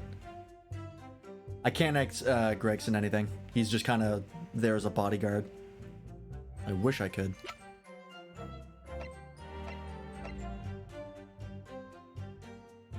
Single round was fired. Signs of a single discharge. So we presented this, we presented the autopsy report, and we presented the photo. Nothing has worked. Is it the crime scene photograph? Objection. Are you fucking kidding me? The crime scene photograph shows you the exact same thing that the autopsy says. Are you shitting on both of my nuts? Eat my ass. I'm going back and getting my lives back. Because that's horse shit. It literally says in the fucking autopsy report that the bullet wound was in the back. But of course, we have to see the photograph. Are you right? No, it was the photograph, not the autopsy. Well, yeah, because the autopsy says the same thing, right? The photo says it shows a single bullet wound in the man's back. It doesn't tell you the entry point. It just says there's a bullet wound in his back. However, the autopsy is more specific by saying that the bullet entered the body from the back. But apparently this is the wrong thing to present, and you're supposed to present the photo. Which doesn't make any sense. This is more specific. But whatever. Present the goddamn photograph. Objection. That's annoying. That's the most annoying thing I've encountered in this game so far. So you're saying that on the night in question, the victim, Mr. Windebank, was wielding a gun, is that correct? That's in glove, got the picture. Yes, now she has, no question. And yet, photographic evidence obtained immediately after the incident clearly shows that Mr. Windebank was not holding a firearm of any description. Oh, is because he wasn't holding the gun in the photograph? That was the fucking thing? What? That's not the important part. The important part is the bullet wound is in his fucking back. Did she spin him around first before she shot him? Oh, come on. That's stupid. There's no evidence to show that the gun wasn't just off camera. It's too zoomed in. Maybe the gun's over on the left side. You don't know. That's bullshit. That's fucking bullshit. Two different things proving a way better contradiction. But no, it's the fact you can't see the gun in the goddamn photograph. Eat my ass. You what? Oh, better, right? Objection. The crime scene, and maybe it opened a different option. Well, you said the schematics, not the crime scene. There can be no question. Nope. There can be no question that the victim's revolver was used in the incident. I would remind the court that Mr. Windebank's gun was found at the scene.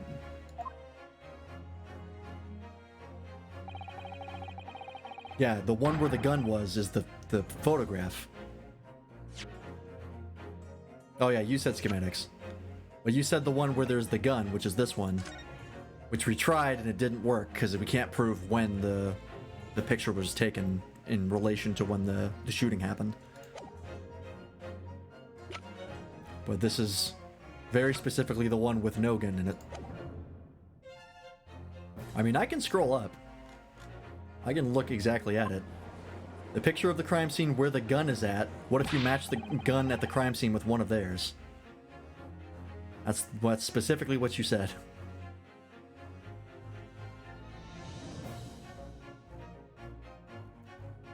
Hang on, what did I scrolled, and apparently, even though I wasn't tabbed in, that counts as an input, which is still dumb. Not only was it identified as the murder weapon, but it was found in the accused's hand. Yeah, that will totally use the victim's own gun to finish him off. Give me that gun. Bam! Kind of thing. Hold it! Stay exactly where you are, right there. If the crime had taken place as you've so colorfully described in your testimony, it would give rise to an undeniable and significant inconsistency in the final moments you just acted out. Goodness, are you sure, counsel? Ow, you intrigued me, my little friend, but let's see some evidence to support your claim. Where is the proof that demonstrates this inconsistency in the witness's portrayal of the victim's final moments? Is this where I present the autopsy?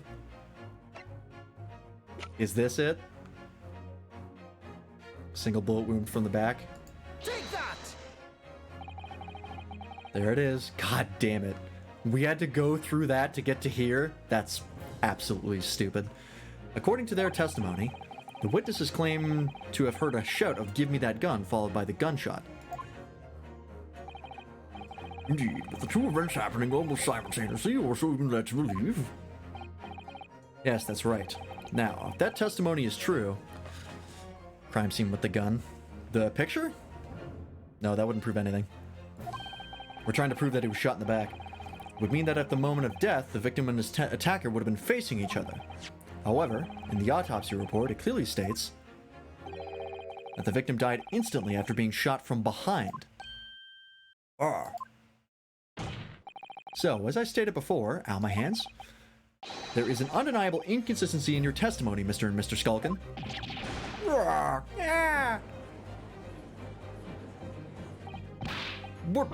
what's the God's honest truth? Yes, Nash it is. Why he was shot at night. Shopkeeper's got a God gun is in his looking for his geeks axe. here tonight. He's looking for nerds. Yeah. We saw him with our own bleeding eyes. Did I hear you right just now? You actually saw Mr. Winterbank holding a gun. Eh, Something like that might slip out. I think Van Zeeks might kill a man. Damage. Ladies and gentlemen, you have all just heard the admission by these two witnesses that on the night in question they actually saw with their own eyes the victim wielding a gun, which can only mean that despite their testimony to the contrary, the Skulkin brothers must have encountered the victim in person. Nash,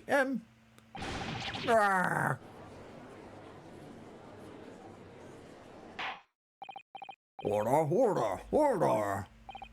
Witnesses, explain yourselves at once. Well, the thing is, we were supposed to, Oh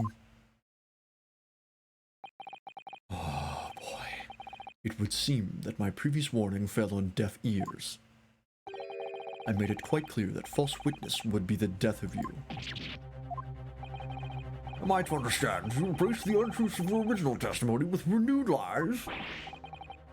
Ever so sorry, Governor. Truth is, see, we, cut out, Nash, cut out. You bad now. You know what I'll do to us.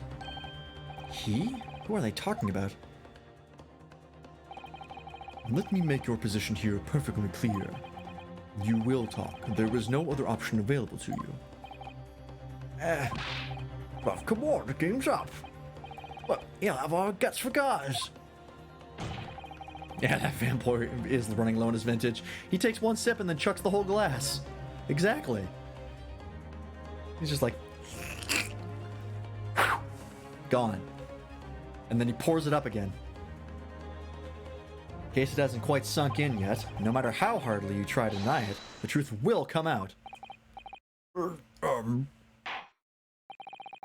the night in question, it is now apparent that you brothers met face to face with the victim. I demand you to testify again to explain the precise circumstances under which this meeting took place. Well, Don't we have to? On pain of death. I suggest you make yourselves fully aware that this is your very last chance to tell the truth. Okay, witness testimony number 3. However, it is 12 o'clock. So I think this would be a good time to pick up next time, because we'll have brand new information being presented to us, so we're not forgetting about it and having to remember over the weekend. So I think we will be wrapping it up there for tonight. Yes, sounds like a good pause. I agree. Now tomorrow, we will be finishing... We're not finishing, not even fucking close to finishing. But we'll be continuing work on the Master Grade Freedom 2.0, and I will be showing off the new tools that I ordered, because they came in. I've got them right down there. So I'll show that off tomorrow. Yeah, you showed up a little bit late on Leash Beast, but that's okay. That's what the pods are for. Yeah, that'll be tomorrow. And then after that, I won't be streaming again until Tuesday, where we'll be picking this up. And of course, you can go check out Matt and John in the interim. They'll be streaming on Sunday and on Monday. I just got home. Shucks. That's all right. You showed up at the end, and that's what matters. You made the effort. But all right, let's see where we're gonna drop you off. Who are we gonna raid? I think Crudberry's usually online at this time. I'm gonna be honest, if they're playing Apex Legends, we're not raiding them, unless I have no other option. I get that they're really enjoying Apex Legends, but I do not like it. Oh, they're playing Twilight Princess. Oh shit. Yeah, I'm gonna have to raid them. Oh, FF14 is streaming. Weird. Yeah, we gotta play them for. We gotta raid them for playing Twilight Princess. Yeah, you get to see my tool down there. Tool reveal on stream. Alrighty. Hell yeah, well, let's go say hi to Crudberry.